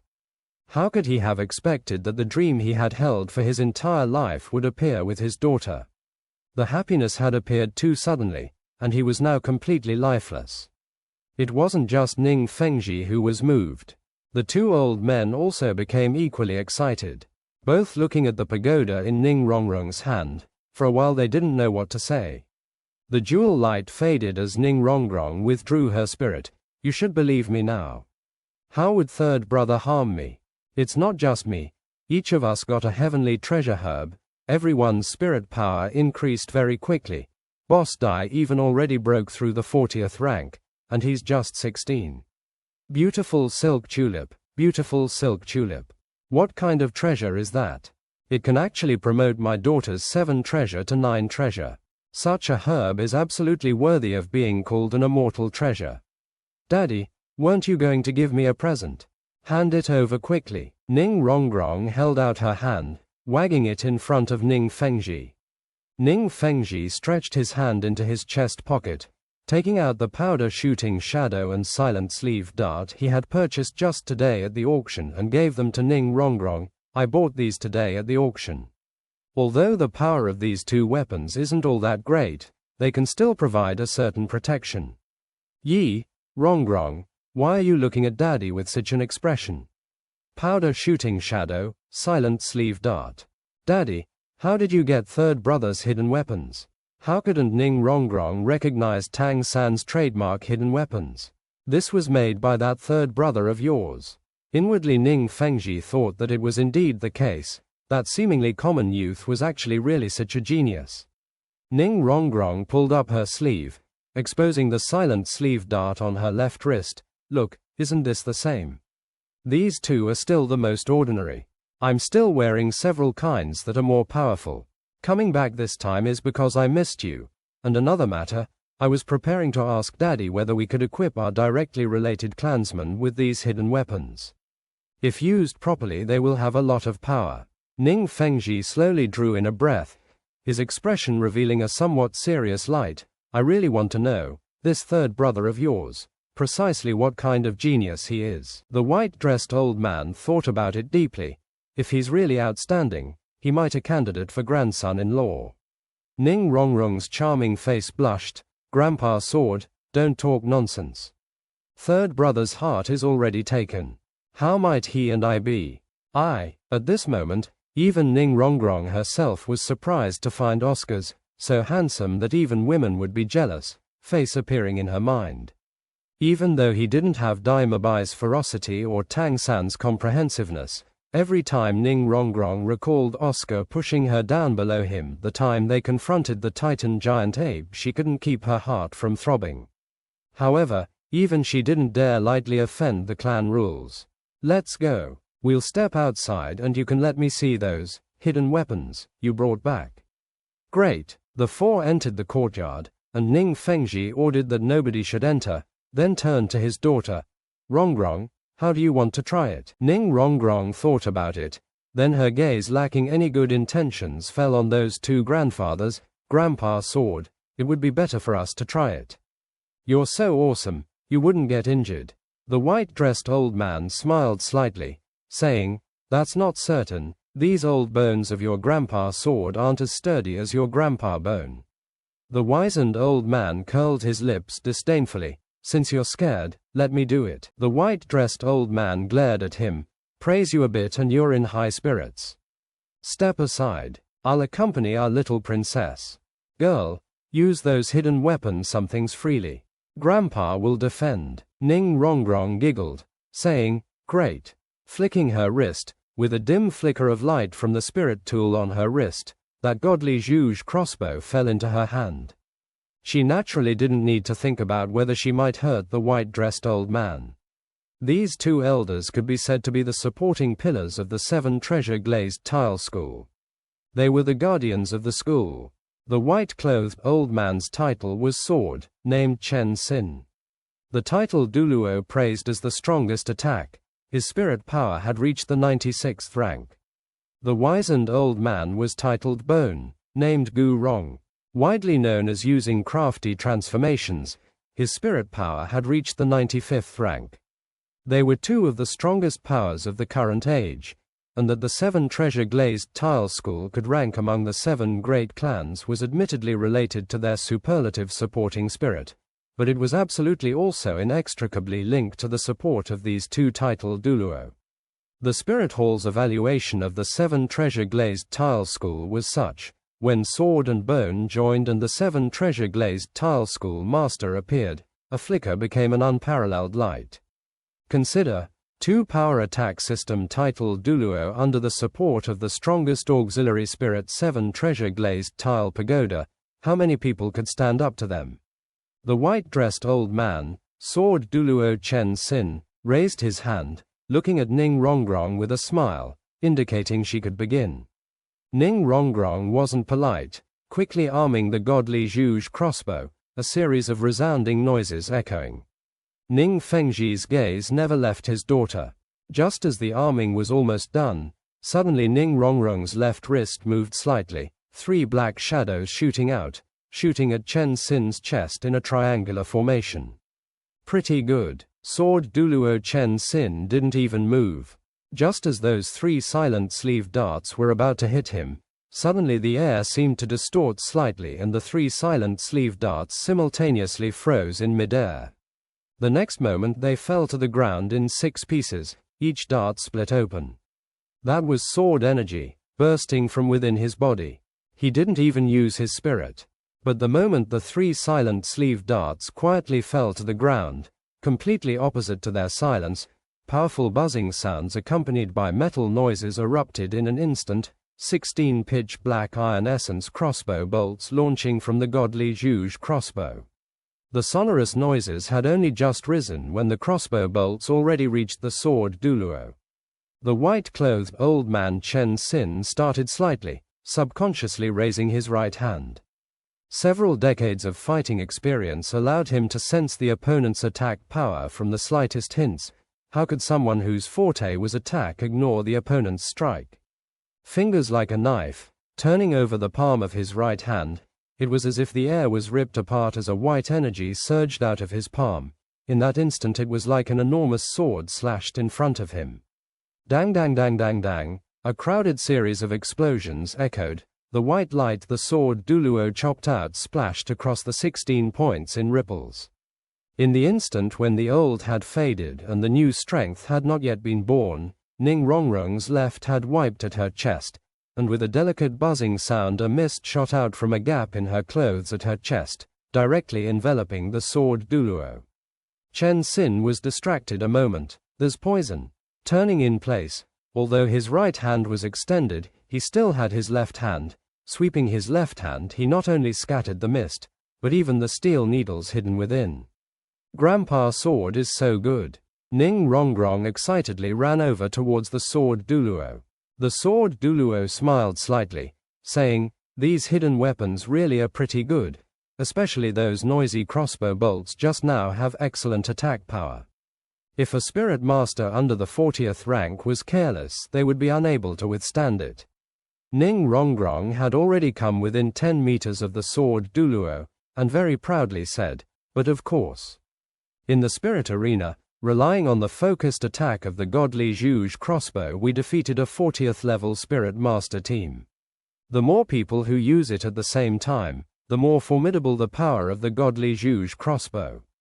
However, this godly Zhuge crossbow still can't threaten Grandpa's sword." While speaking, she stomped on the ground in an impetuous manner, and 3 shadows suddenly quietly shot out from the outside of her left thigh, and at the same time a flying dagger shot out from the tip of her shoe. The throwing knife shot straight at the sword Douluo's face, while those 3 noiseless shadows attacked his 3 lower vitals. By now Ning Rongrong was less than 10 meters away from the sword Douluo. At this distance the hidden weapons were only flashes. At the same time her other foot stomped down, and a similar attack appeared once again just like a wave. The goal was to find a moment when the sword Douluo's defense was down. The sword Douluo somewhat exaggeratedly said, "My God. Still not done." Both hands simultaneously separating at his chest. Naturally he wouldn't release spirit power in front since that would injure Ning Rongrong. Under his large sleeves appeared 2 sharp points of spirit power. Under the pull of air altogether 2 flying daggers and 6 delicate crossbow bolts were simultaneously sent flying. Gabeng, resounding metallic mechanical sounds echoed practically simultaneously. The second volley of the godly Zhuge crossbow had been quietly prepared by Ning Rongrong. Another 16 crossbow bolts flickered across the close range in an instant. At the same time the powder-shooting shadow on her chest erupted. Crossbow bolts and steel needles formed a practically seamless attack. As long as the sword Douluo was even slightly careless, he would immediately suffer harm. "Fine," Chen Sin shouted, "my body like the sword." Immediately, the courtyard seemed to be lit by a sun. Intense metallic luster suddenly erupted. The white-clothed old man in front of Ning Rongrong seemed to become like a metallic tornado. An ear-piercing disharmonious sound rose at the same time. All the hidden weapons in front of him, whether steel needles or crossbow bolts, completely turned into scraps of metal drifting through the air. And behind him, extending 2 meters long and 1 chi wide, an enormous simple and unadorned sword hung in midair. 2 yellow, 3 purple, 4 black, a full 9 spirit rings coiled around it. This was the sword Douluo's sword. A first-rate tool spirit. Grandpa's sword is so awesome. Ning Rongrong stood in place clapping her hands. The instant the sword Douluo released his spirit, she could clearly feel sharp spirit power sweep past either side of her body. She knew full well that if she had been an enemy, right now she might have already been cut to pieces. Watching Ning Rongrong run over to him, sword Douluo Chen Sin stroked Ning Rongrong's head, saying with a smile, "You're also very awesome." Grandpa even had to pull out his spirit. A spirit master at your level, let alone an auxiliary system, even a power attack system might not be able to make me do that. These hidden weapons really are outstanding, especially their unexpectedness. Ning Rongrong thought deeply and nodded.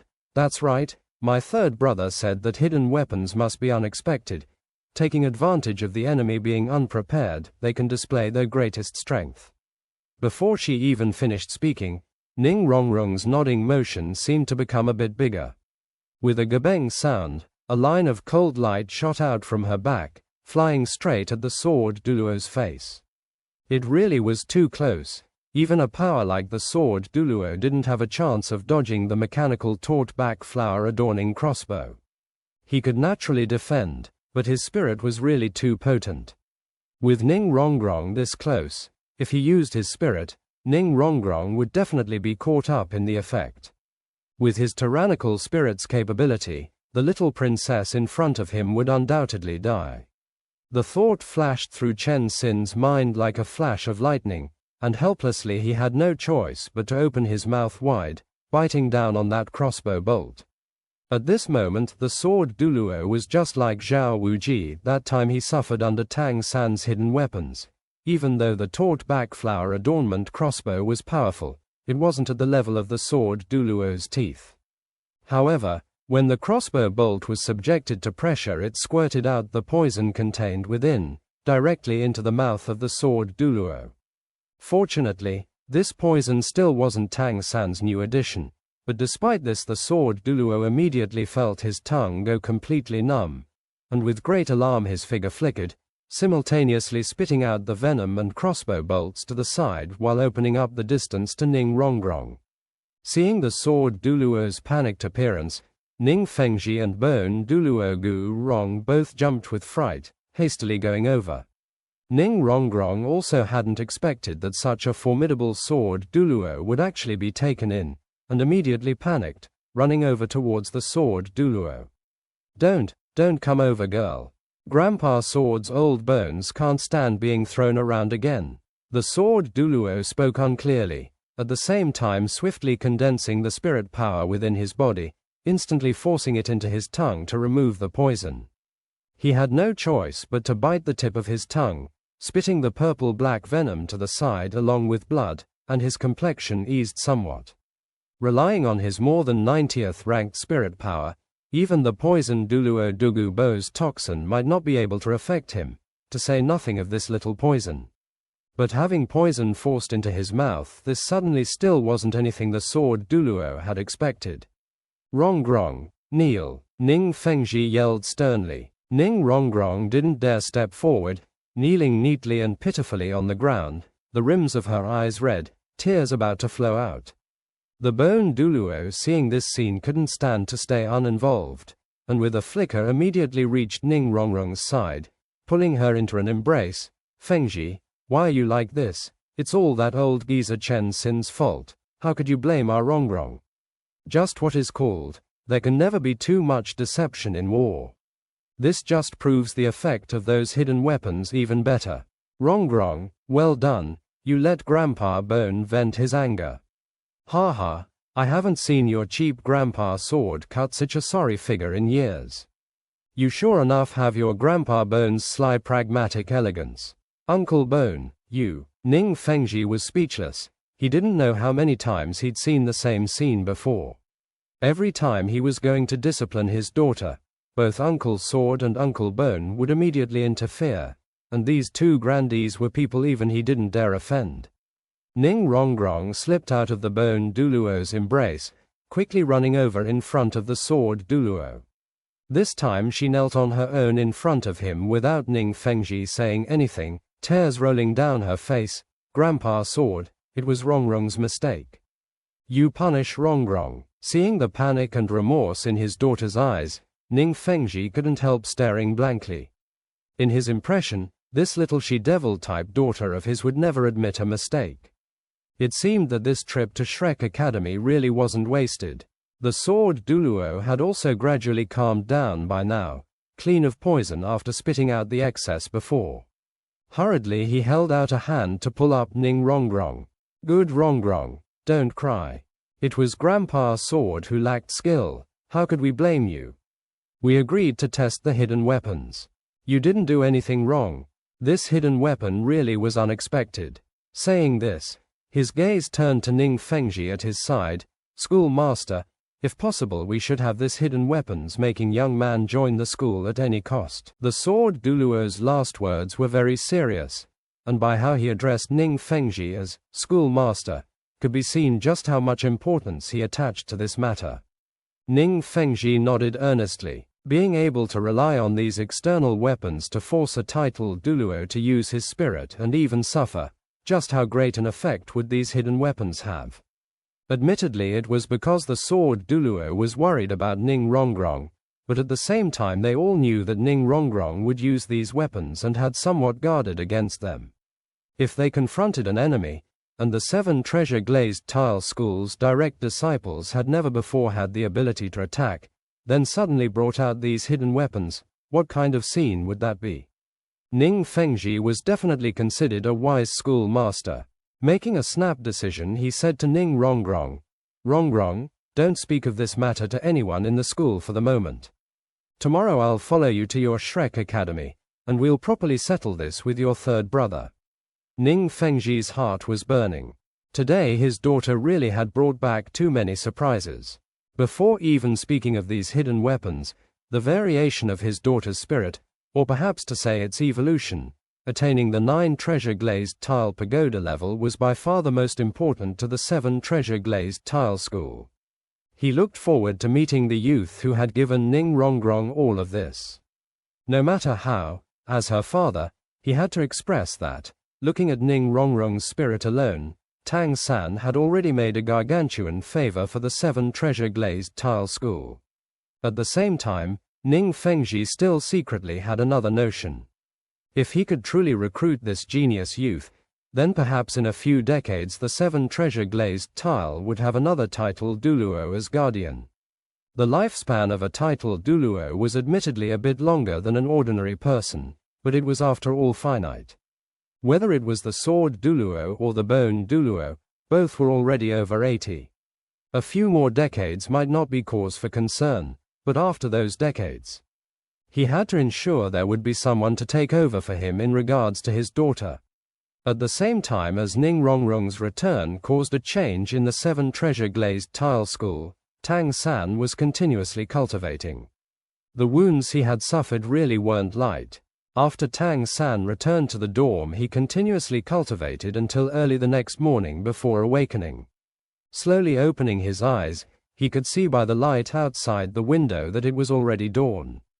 Drawing a deep breath, Tang San sensed the condition within his body and was gratified to discover that the internal pains had completely faded. Everything was back to normal. The octagonal mysterious ice grass and infernal precious apricot under the effect of the ice and fire yin-yang well had caused a sky and earth turning transformation to his body. Not just his surface skin becoming even more durable, but at the same time making his internals far beyond those of ordinary people. Just like Tang San said himself, while the effect of an immortal treasure herb wasn't meager, 2 extreme immortal treasures fused together had an effect that even approached the immortal treasure among immortal treasures, yearning heartbroken red. But because of the ice and fire energies contained within, they had to be absorbed bit by bit. That might take an entire lifetime for Tang San. His gaze fell on a paper on top of the dorm table. On the paper was one of Oscar's big sausages. On the other bed, Oscar was quietly cultivating, having returned at some point. Tang San picked up the paper and sausage from the table, looking at the graceful handwriting. "Gee, Oscar's back. I'll return first. Eat his sausage after you wake up. I'll come see you early tomorrow, Co Wu." Reading the brief note, Tang San couldn't help but feel a warmth in his heart. Gobbling down the sausage, he felt his body heating, finally removing the last traces of discomfort. As his spirit power improved, all of Oscar's sausages also had increased effect. Besides its use as food, this recovery sausage's recovery capability had also improved a lot. Folding the note into his chest, Tang San quietly left the room and exited the dormitory. Using several footholds left behind from the building's construction, in a few leaps he reached the roof. Right now was just when the sky showed the first glimmers of dawn. On the horizon only just floated a trace of white. Naturally circulating the mysterious heaven skill within his body, after connecting the penetrating meridian, mysterious heaven skill's speed had increased by a lot. Tang San was gradually covered in a white misty luster congregating at his eyes, purple demon eye gradually releasing light under the support of mysterious heaven skill. The white light on the eastern horizon gradually became clear, and the purple in Tang San's eyes also gradually grew more intense. Besides the original purple, there was still a layer of faint golden splendor. Along with purple ki gradually rising on the whitening horizon, the light in Tang San's eyes also became more intense. The purple gold light shot out from within his eyes like two light beams, spouting out a full 1 qi or so from within his eyes. The light fluctuated, and along with the withdrawing and discharging process, it seemed to be able to easily absorb the purple ki from the east. Under the effect of the full moon wearing autumn dew, the purple demon eye had made a qualitative leap. Even though looking from the outside right now, Tang San's eyes were shooting out and taking in purple golden light. To his own point of view, everything around him became extremely distinct. His purple demon eye had formerly entered the third tier, mustard seed. When used right now, before his eyes was a completely abundant stage, a world with all the colors in profusion. He could even clearly distinguish particles of dust in seemingly empty air. After entering the second tier, even though Tang San had cultivated every day, he had only made minute progress with his purple demon eye.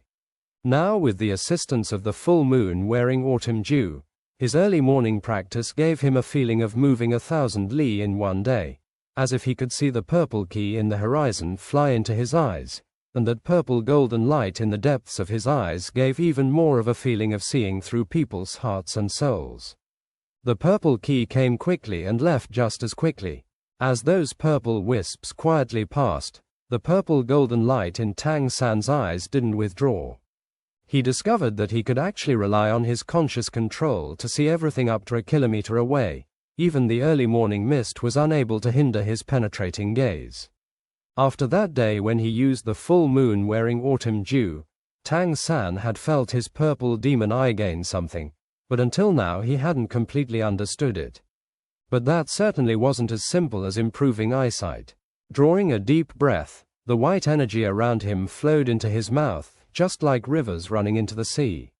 After the mysterious heaven skill circulated in his energy channels 3 times, it slowly submerged into his danshan. One night of cultivation along with purple demon eye improving seemed to have somewhat strengthened his mysterious heaven skill as a whole. He showed a faint smile. At this rate he might truly be able to reach the highest stage of mysterious heaven skill. Moreover, this shouldn't take too long. After all, right now he still wasn't 14. When Tang San returned to his dorm, not only had Oscar woken up, but Co Wu had also come. Seeing that Tang San had his customary expression, Co Wu immediately seemed to relax. Oscar said with a wry smile, "Little San, I've really had to suffer when you were injured this time. Just now Co Wu came and shook me awake, demanding to know where you were. Don't tell me she doesn't know you go out to cultivate every morning." Co Wu blushed. "What do you understand? This is just being concerned." "Gee, are you completely all right?" Tang San nodded, saying, I'm fine. Xiao Wu smiling said. Then we'll go eat breakfast. Big sausage uncle, you just continue cultivating. Oscar unhappily said. Cultivating farts, I'll go eat with you as well. That's right. Little San, I heard yesterday you got rid of a 58th rank Spirit King. That's too incredible, Tang San smiling said. It's not as easy as you think. First of all, the opponent was careless and didn't look at me clearly. Luck had a major part in defeating him. That was a full-strength type Spirit Master, perfectly restrained by my control system. Despite this, I still had to rely on poison and 8 spider lances to barely come out on top. If we went at it again, I would almost certainly not be his match. The power of hidden weapons mainly relies on surprise. As long as the opponent is prepared, with a spirit power gap of 20 ranks, I wouldn't stand a chance.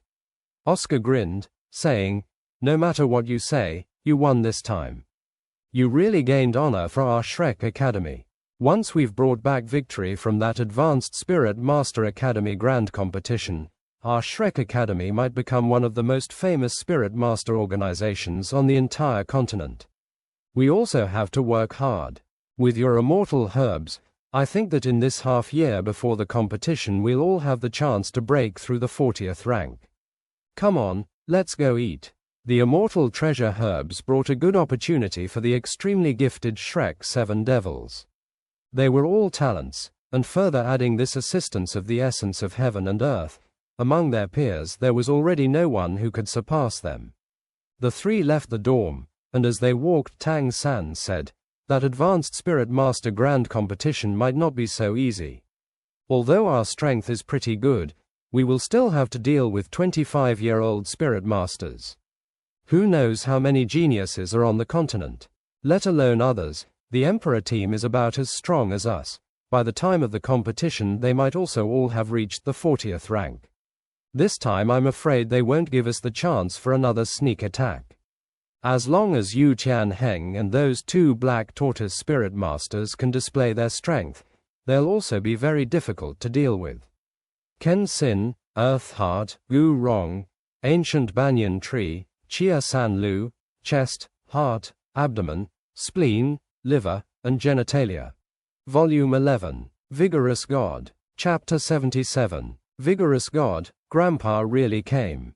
Oscar said, that's a problem for you and Boss Dai, all I can do is hand out sausage. One of you is captain and the other the director, you think of something. Actually, I feel level isn't a major issue. The crux is that our team has 2 support Spirit Masters. This might improve you others' strength as a whole, but at the same time we have 1 less fighter than other teams. We'll always be at a disadvantage. Xiao Wu said, we might not be at a disadvantage, you're forgetting about Rongrong's 7 treasure glazed tile pagoda. No, now it should be 9 treasure glazed tile pagoda. She already has her 3rd 3 spirit ability. That's another 10% support for us overall. Furthermore, there's still a type of amplification, enough to counteract the gap in numbers. While listening to Xiao Wu mention Ning Rongrong, Oscar couldn't help but show a strange expression. Rongrong left yesterday morning. I don't know when she'll be back. I fear her family won't let her return. She's after all a girl, and so young at that. I'm afraid her father won't be at ease. Rongrong's father has a daughter like her. Perhaps she will be the heir of the 7 treasure glazed tile school. Hearing Oscar, Tang San and Xiao Wu couldn't help looking distracted a moment. Xiao Wu said, unlikely. If Rongrong doesn't return, then won't our Shrek 7 Devils be 1 person short? Oscar said with a wry smile. Who can say for sure? Of course I also want her back. Xiao Wu, you and Rongrong have always shared a room. Do you think I have any chance when chasing her? If there isn't a bit of hope, I'd cut short my own notions as soon as possible to save greater pain later. Xiao Wu stuck out her tongue, saying, don't go talking to me about this. Rongrong also never talked to me about it. However, I think she definitely has a good impression of you. But I still can't talk about feelings. You'll have to ask her yourself. You're a big boy, there's nothing to be scared of. Won't it be all right if you ask clearly? Oscar nodded, you're right. If she returns this time, I'll definitely ask her. I'll take advantage of us being young to possess her. Otherwise, once we've left the academy I might have even less of a chance. What are you calling possessing? Sounds really unpleasant. Xiao Wu snapped at him with a glare. Oscar had recovered his customary smile by now, and it had to be said that after he'd shaved, his appearance was unequaled. Even Xiao Wu couldn't help go stupid, inwardly cursing, "Die sissy. What are you calling unpleasant to hear? Even if you won't say it, you've already done it yourself long ago. Don't tell me you dare say you haven't taken possession of Tang San." Xiao Wu furtively glanced at Tang San at her side, just in time to meet Tang San's gaze. Hurriedly she turned her eyes away. "All right, don't talk nonsense, let's go eat quickly, I'm starving."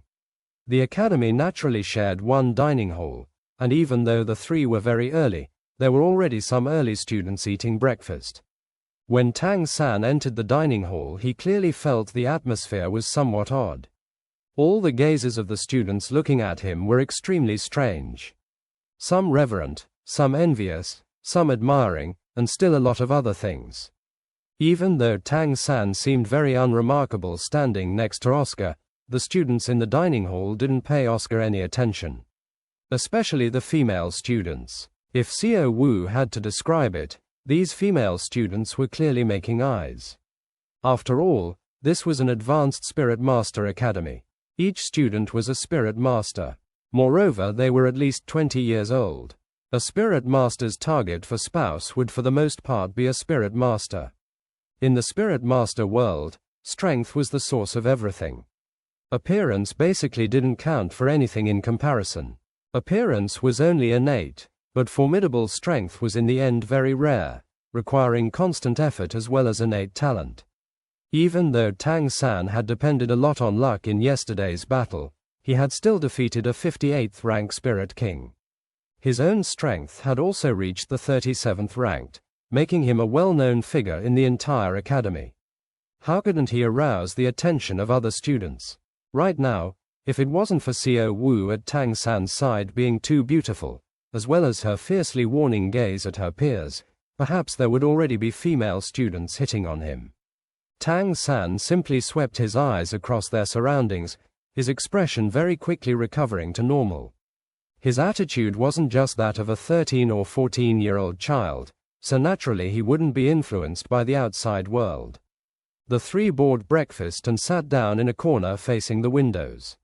While Oscar ate, he lowered his voice to say to Tang San, "I really shouldn't eat breakfast together with you." Tang San, puzzled, said, "Why?" Oscar didn't hide his envy a bit. "Haven't you noticed all the schoolgirls are looking at you?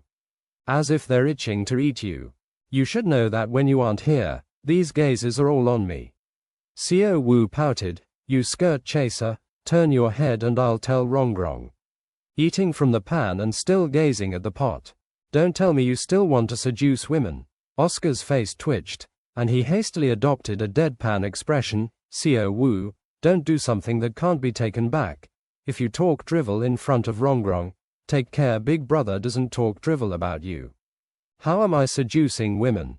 I only look at girls with a certain appreciation. Besides, they can't compare to my Rongrong. My Rongrong is a heavenly beauty. Only, everyone has vanity. As a man, how can't I hope for the attention of women my age?" Xiao Wu snorted unhappily, poking Tang San at her side. "Gee, do you hope for the attention of other girls?" Tang San basically didn't seem to notice the signals Oscar gave him, and immediately shook his head saying, I don't want to go looking for trouble for myself. Just take a look at Mabai and Zhuqing. If it wasn't for Mabai having all those girlfriends, maybe Zhuqing wouldn't always act like that towards him." Hearing Tang San say this, Xiao Wu was immediately proud of herself, looking down her nose in Oscar's direction. "See, my G isn't as filthy as you. You're a vulgar big sausage uncle. My G is as clear as ice and clean as jade, thousand hands Asura. Xiao Wu, just eat breakfast, don't make me spit out my food, all right?" Is clear as ice and clean as jade used to describe men? Xiao Wu giggled, saying, "Then what description should be used?" "Untainted by even a speck of dust." Oscar immediately raised the rice bowl in his hands. Really can't stand it, shouldn't I change places? Xiao Wu, you really are your G's most fanatic worshipper. Perhaps you'd even say his farts are fragrant. Xiao Wu angrily said, You fart, some people are trying to eat. Watch it or I'll give you a waist bow, send you flying through the window. Don't, you scare me. Oscar again put down the rice bowl on the table, asking Tang San in a low voice, Tell me, little San, how did you train Xiao Wu to be so hell-bent on you? Teach me a bit, all right. If Rongrong could be like this with me, I could truly die happy. Tang San shot him a glance, swallowing a mouthful of food. I'll give you one word, sincerity. If you let others feel you treat them with sincerity, then others might treat you the same way. Actually, little Ao, you might not think so, but I can see that Rongrong treats you a bit differently than us. I discovered that when we left Stardew Great Forest. You must work much harder. Chasing after Rongrong can't be so simple. Behind her is after all the 7 treasure glazed tile school.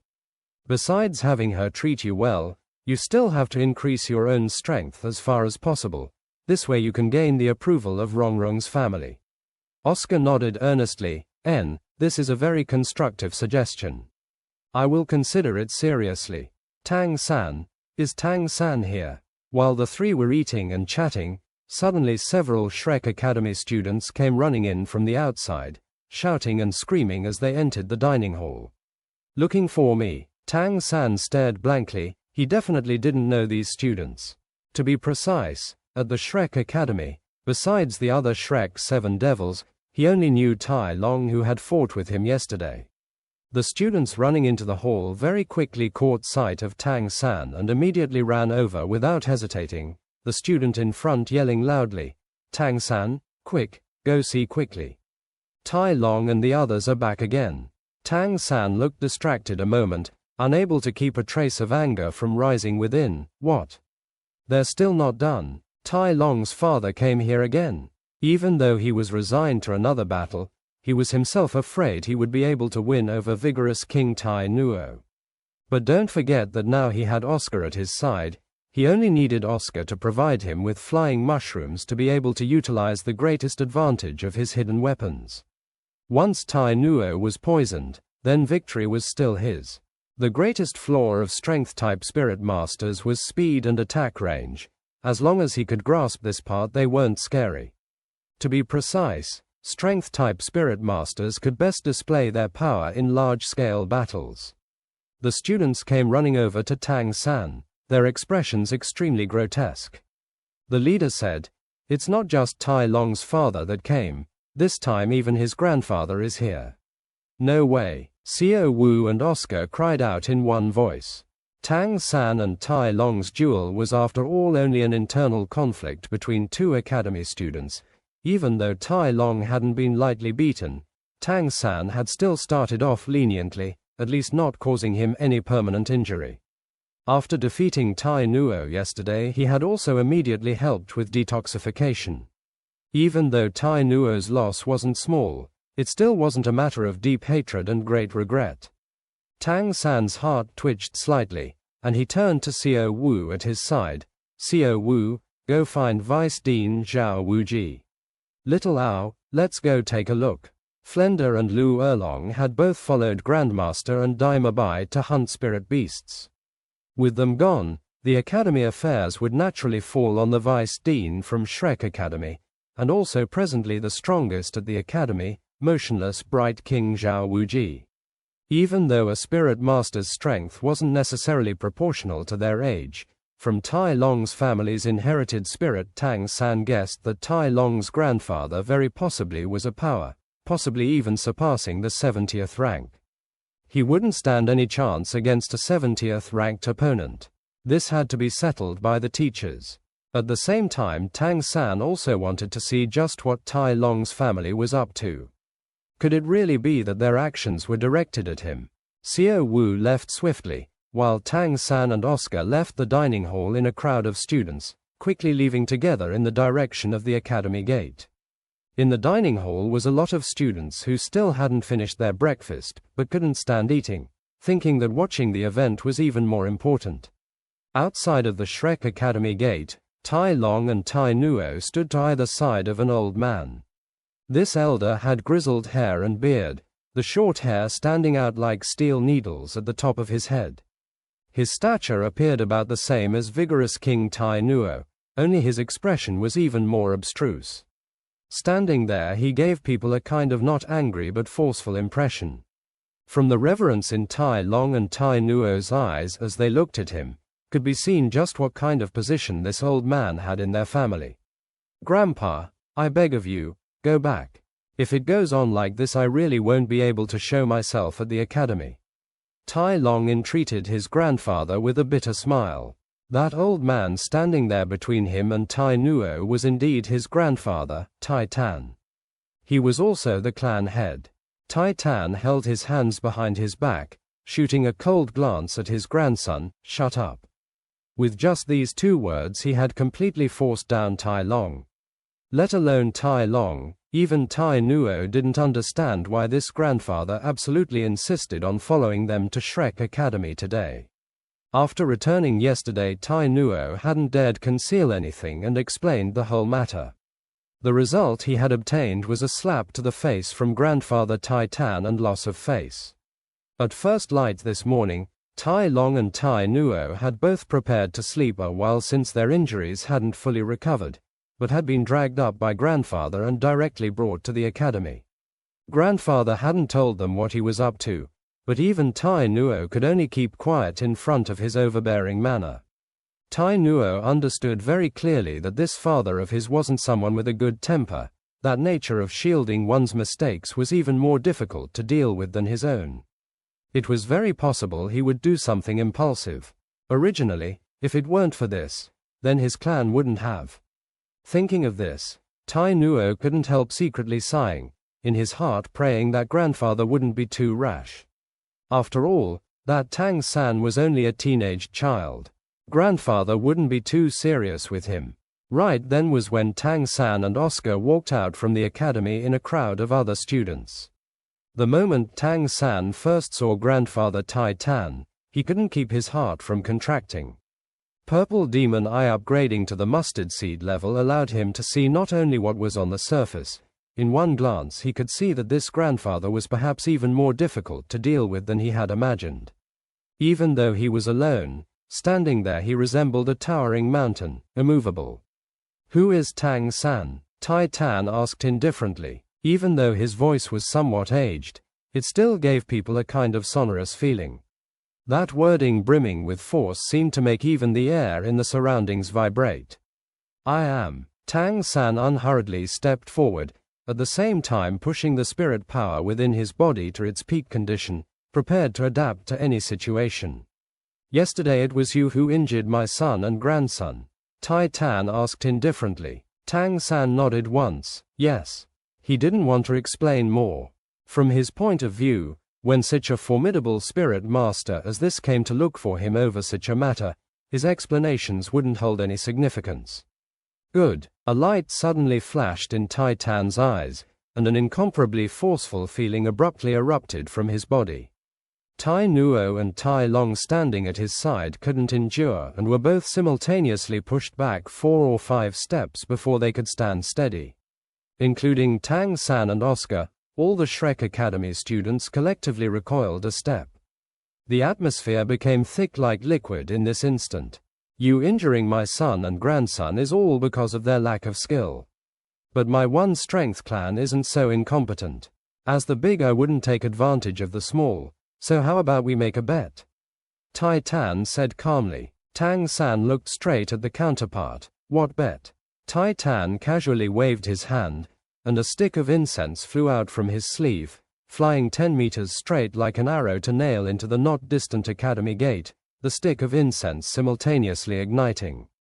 Seeing this scene, the Shrek students couldn't help simultaneously cry out in alarm. Even Oscar couldn't keep from cursing inwardly, "Fuck me."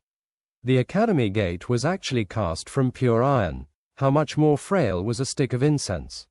Relying only on strength, throwing a stick of incense more than 10 meters to pierce the gate, without any damage to the stick of incense, what kind of strength was this? Tang San saw even more than others. The reason that stick of incense ignited wasn't because it had been lit in advance, but because it had traveled too fast and ignited from the friction with the air, but only his purple demon eye was keen enough to catch this minute detail. I won't attack, I also won't release my spirit. As long as you can endure the pressure I release until this stick of incense has burnt out, it will be your win. I'll have Tai Nuo and Tai Long kowtow to you in apology. If not, I want you to become a member of our One Strength clan. This isn't fair. Before Tang San could speak up, Oscar hurried to talk. He knew Tang San's character was even more resolute than Daima Bai. If by any chance he agreed, he would be unable to take it back. Glaring at Tai Tan, he said, "If you lose, your son and grandson only have to kowtow in apology. Even though they'll lose a bit of face, it's still no great loss to them. But if little San loses, he will have to join your clan, bound for a lifetime." How is this fair? Oscar deliberately lowered the pace of his speech so that the stick of incense on the gate could burn a bit more. In petty cleverness, even Tang San couldn't compare to him. Tai Tan calmly said, "Then how do you think it should be done?" His words weren't directed at Oscar, but rather directly asked Tang San. Oscar hastily interfered. "Very simple. If you lose, you'll have them join Tang San's clan." "Oh, you also have a clan?" Tai Tan looked at Tang San, his eyes revealing a trace of doubt. This time, Tang San spoke up himself. "I do, my clan is called Tang Sect." Tang Sect. Tai Tan searched his brain for a moment, but didn't have any memory of such a school, let alone a formidable one. Immediately he believed that this was just a small, unremarkable little school. He immediately nodded without hesitation, saying, "Fine. It's agreed. If I lose, my son and grandson will join your Tang Sect. If you are unable to endure, you need only withdraw beyond a 20-meter range from me or fall to the ground. I will withdraw my force." Oscar's eyes displayed a cunning light, quietly placing a recovery sausage in Tang San's hand, then quickly withdrew. He was very clear about Tang San's resistance. Originally at Heaven Du Imperial Academy, he had withstood a spirit Douluo's pressure for a very long time, not just that of a stick of incense. This old fogey also couldn't be a title Douluo. Even if he also was a spirit Douluo, Tang San could absolutely stand it. Besides, he still had his recovery sausage. Work hard, little San. Getting 2 slaves isn't bad. As the person involved, Tang San didn't have Oscar's light mood. Even though he had once at the 33rd rank endured the powerful pressure a title Douluo could produce, and furthermore at this opportunity broken open his penetrating meridian, he was certain that the pressure this old man would give him would only be even greater. Because he was also a spirit Douluo. At that time spirit Douluo Ji Lin had been a control system spirit master, and hadn't had such potent spirit power. But Tai Tan's whole family was pure strength type spirit masters. The pressure he could produce couldn't be mentioned in the same breath. Tai Tan didn't seem to care a whit about the stick of incense burning a bit during their previous discussion. After once again indicating that Tang San should be careful, the surroundings began to change. The students standing around watching the fight could all see the air between Tang San and Tai Tan distort, rippling like a water surface, but nothing could be felt. But in that instant Tang San's expression suddenly changed, completely withdrawing a step. At the same time he immediately released his spirit. If speaking of the pressure spirit Douluo Ji Lin gave him as an endless large river, then the pressure this Tai Tan gave him was more like raging waves and swelling seas. Violently surging berserk oppressive force filling every part of Tang San's body in an instant. Tang San could even hear his bones start to make slight noises under the pressure. Tai Tan's fierce eyes displayed astonishment. In order to win this bet he had released about 60% of his pressure from the start. To him, the other party was just a 37th ranked spirit elder. This alone should already be enough to suppress the enemy. On the surface Tai Tan appeared extremely bold and powerful, but in fact his mind was extremely meticulous. Since coming here, even in the previous discussion and the proposal of the bet, he hadn't said anything about what level of spirit master he was. But he knew the rank of Tang San's spirit power. Yesterday, after Tai Nuo and Tai Long had returned and described their battles with Tang San, Tai Tan immediately realized that Tang San definitely was a genius among geniuses. Therefore he had come personally, regardless of his status. One reason was to have a look at what kind of youngster Tang San was after all, the other was also in the hopes of being able to recruit him as a future power of his clan. His clan had already begun to decline. To Tai Tan this was something that had to be done. Tai Nuo's nickname was Vigorous King, and Tai Tan's title was subsequently Vigorous God. His spirit was also a pure strength type. At the same time, just like Tang San had determined, his spirit power had already reached the 80th level. He was a formidable spirit Douluo. His precise level was 86th rank. Spirit master cultivation all had their tendencies, just with power attack system, defense system, control system, agility attack system, food system, auxiliary system and so on had differentiating aspects. But, no matter the tendency of that class, it was extremely difficult to obtain spirit rings that all had only the one additional attribute. Using Tang San as an example, although the spirit rings for his blue-silver grass spirit for the most part aimed at increasing the resilience of his blue-silver grass, following the route of the control system, the abilities that appeared after adding spirit rings were all somewhat different. This was caused by the diverse nature of spirit rings. Besides resilience, blue-silver grass still had thorns, poison, spider web and all kinds of abilities centering on toughness. Even though they had a complementary effect, it couldn't be denied that his spirit rings didn't follow one attribute. Generally speaking, adding such spirit rings was the best choice. It could grant a comprehensive growth within this system. The spirit rings Tang San chose could be said to be the result of undergoing Grandmaster's careful calculations. If one wanted to have spirit rings that all followed only one additional attribute, there was only one possibility. That was to obtain spirit rings from the same kind of spirit beast each time. Finding a 10-year strength-type spirit beast wasn't difficult. Finding a 100-year spirit beast of the same type wasn't challenging. Even a 1,000-year level spirit beast of the same type could be found. But, as this went on, finding successive spirit beasts of the same type would become geometrically more difficult. Even more, following only one narrow path when adding spirit rings would cause an extreme weakness. That was singular capability. When confronting different opponents, one's adaptability would be short of ordinary spirit masters. One would be powerful only in some respects. However, following such a narrow path when adding spirit rings would also grant the greatest advantage, to maximize this one attribute. Walking the route of strength type alone like the Tai family trio, this was also precisely the meaning of the strength clan. Tai Tan was 86th rank, but even among titled Douluo, there weren't many who could surpass him in strength. Just like 58th ranked Tai Nuo held the advantage over 76th ranked Zhao Wuji if one counted strength alone.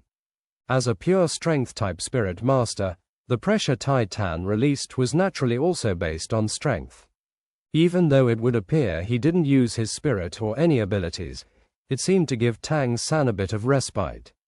At the same time he gave himself a time restriction. But in fact, facing a pure attribute spirit master's pressure was an extremely terrifying matter. Each time the air distorted, Tang San felt as if his body would be pulverized by this immense pressure. This kind of feeling hadn't even appeared when he was confronting Douluo Dalu. Even though the pressure Douluo Dalu gave Tang San was large, it was mostly mental. But now facing Vigorous God Tai Tan, the pressure was pure force. Blue-silver grass gushed out from Tang San. Just like last time it covered his body in a large cocoon that undulated rhythmically. Relying on his controlling crane catching dragon technique, he did his utmost to limit the harm the pressure caused him. But Tang San very quickly discovered that as the pressure grew, blue-silver grass effect grew less and less. It was already very difficult to move the blue-silver grass in front.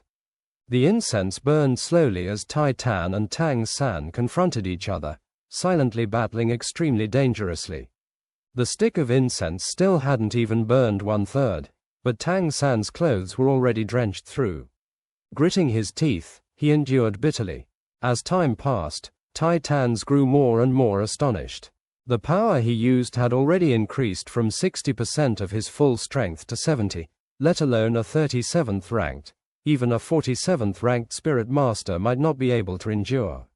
This youth was unexpectedly even more outstanding than he had imagined. It seemed he really had been right to come here. By now, Zhao Wuji and a crowd of teachers had already come to the academy gate led by Xiao Wu, and very quickly learned the circumstances from the surrounding students. Teacher Zhao, quickly go stop them, Xiao Wu somewhat impatiently said. Zhao Wuji's gaze fell on Tai Tan, and his expression clearly grew heavy. Shaking his head, he said, "They've already made a bet. Anything else has to wait until their bet ends. Bets between spirit masters are sacred. If we stop them now, when Tang San later joins the spirit master world, he would have no trust or standing. Only, why would his opponent be this old fellow? I'm afraid this time will be troublesome. You know him, isn't that Tai Long's grandfather?" Zhao Wuji gravely said. "Of course I know this old fellow. Originally it was because I accidentally injured his clansman, and was chased after him all over the place, that I went with Flender to manage the Shrek Academy." "What? He's even more ferocious than you." When Xiao Wu heard Zhao Wuji say this, she was immediately somewhat panicked. Zhao Wuji nodded with an ugly expression. "This old fellow is extremely frightful. His strength is over the 80th rank, a spirit Douluo. If it was some other spirit Douluo, I would still have some confidence in risking it. But confronting him, I wouldn't have a chance. He's a pure strength type spirit master, and the terror of his strength surpasses even most titled Douluo. If I, as another follower of the strength path, met him, I wouldn't even have the ability to hit back. The strength pressure he emits is even comparable to a titled Douluo. It's hardly possible to resist without 60th ranked spirit power. That's why I said little San is in a great deal of trouble this time." "Then what's to be done?" Xiao Wu's charming little face was red with anxiety. Right now she couldn't help recalling Da Ming and Ming. If the two of them were here, would there be any need to fear that old fellow's strength? But distant water wouldn't help nearby thirst. Zhao Wuji said a bet couldn't be interrupted, so what could be done? No good, no matter how she still couldn't let little San be injured. Thinking of this, Xiao Wu couldn't help loudly shouting, "Gee, if you can't endure then concede." Tang San was naturally unable to reply to her, but when he heard Xiao Wu's voice his attention shifted slightly, and the tremendous pressure immediately took advantage of the gap. Tang San made a belching sound, spitting out a mouthful of blood. Using his fastest speed to stuff the big sausage into his mouth, he chewed and swallowed. Relying on this spreading heat of the recovery sausage, he just managed to endure without collapsing. When Zhao Wuji heard Xiao Wu's shout, he immediately knew it was far from helping and hastily covered her mouth. "Don't disturb him. At this moment any external disturbance will influence his attention. Little San is a clever child, he certainly knows what to do. He still hasn't hit the limit yet. If a danger he truly is unable to endure appears, then he will act without being told." Jacket rupturing, 8 spider lances rapidly extended from Tang San's back with their muted cold light. The lower 4 spider lances thrust straight into the newly dug earth, supporting his body. The upper 4 spider lances swayed slightly, their red and white light becoming especially dazzling. His mysterious heaven skill was completely contained within Tang San's body by the pressure. Under these circumstances, Tang San discovered that the medical effects of the octagonal mysterious ice grass and infernal precious apricot within him were actually fusing swiftly, making his body even more resilient. Mysterious heaven skill also circulated frantically, dissolving wave after wave of pressure. The stick of incense inserted in the Shrek Academy gate had already burned more than halfway. Sweat constantly dripped down the front of Tang San's jacket. All his clothes already stuck to the skin, completely as if he had just been fished out of the water. Tai Tan was already somewhat impatient. When the 8 spider lances on Tang San's back came out, he immediately saw a prediction of the end. Relying on 8 spider lances releasing, Tang San's ability to resist the pressure clearly increased. Could it be that was a spirit bone? Even more, one outside of the regular 6 spirit bones, an external spirit bone. His mind surging, Tai Tan made the firm resolution to recruit this youth no matter how he had to do it. If that truly was an external spirit bone, then it was no wonder even his 58th ranked spirit power son had lost. This youth's prospects were boundless. Tang San himself wasn't aware that along with his gradually stood out as exceptionally brilliant, relying on his own natural gifts and his talent in Tang Sect's secret lore, he gradually attracted the interest of every great power. To quickly bring the battle to an end, Tai Tan decided not to exercise any more restraint. Despite the existence of Tang San's external spirit bone, he knew that it was impossible for this youth to resist the pressure he could give. The spirit power gap was really too large, and moreover his strength was on the title Douluo level. Even if he had to injure him a bit, he would beat him first and consider it later. With this in mind, Tai Tan directly increased the pressure he exerted on Tang San from 70% to 90%. The originally rhythmical distortions in the air instantly became faster, the ripples becoming like waves milling towards Tang San. Pooh! Again a mouthful of blood spewed out. With the pressure suddenly increasing by close to a third, Tang San was unable to endure further. Even though he already had an extremely high estimation of the opponent's strength, he still hadn't seen it all.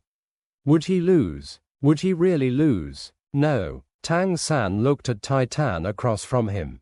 That old man still had a serene expression, his clothes not even shifting, brimming with an insufferably arrogant dignity. In that instant Tai Tan suddenly saw Tang San's eyes brighten without any warning. 2 golden purple rays of light shot out from Tang San's eyes.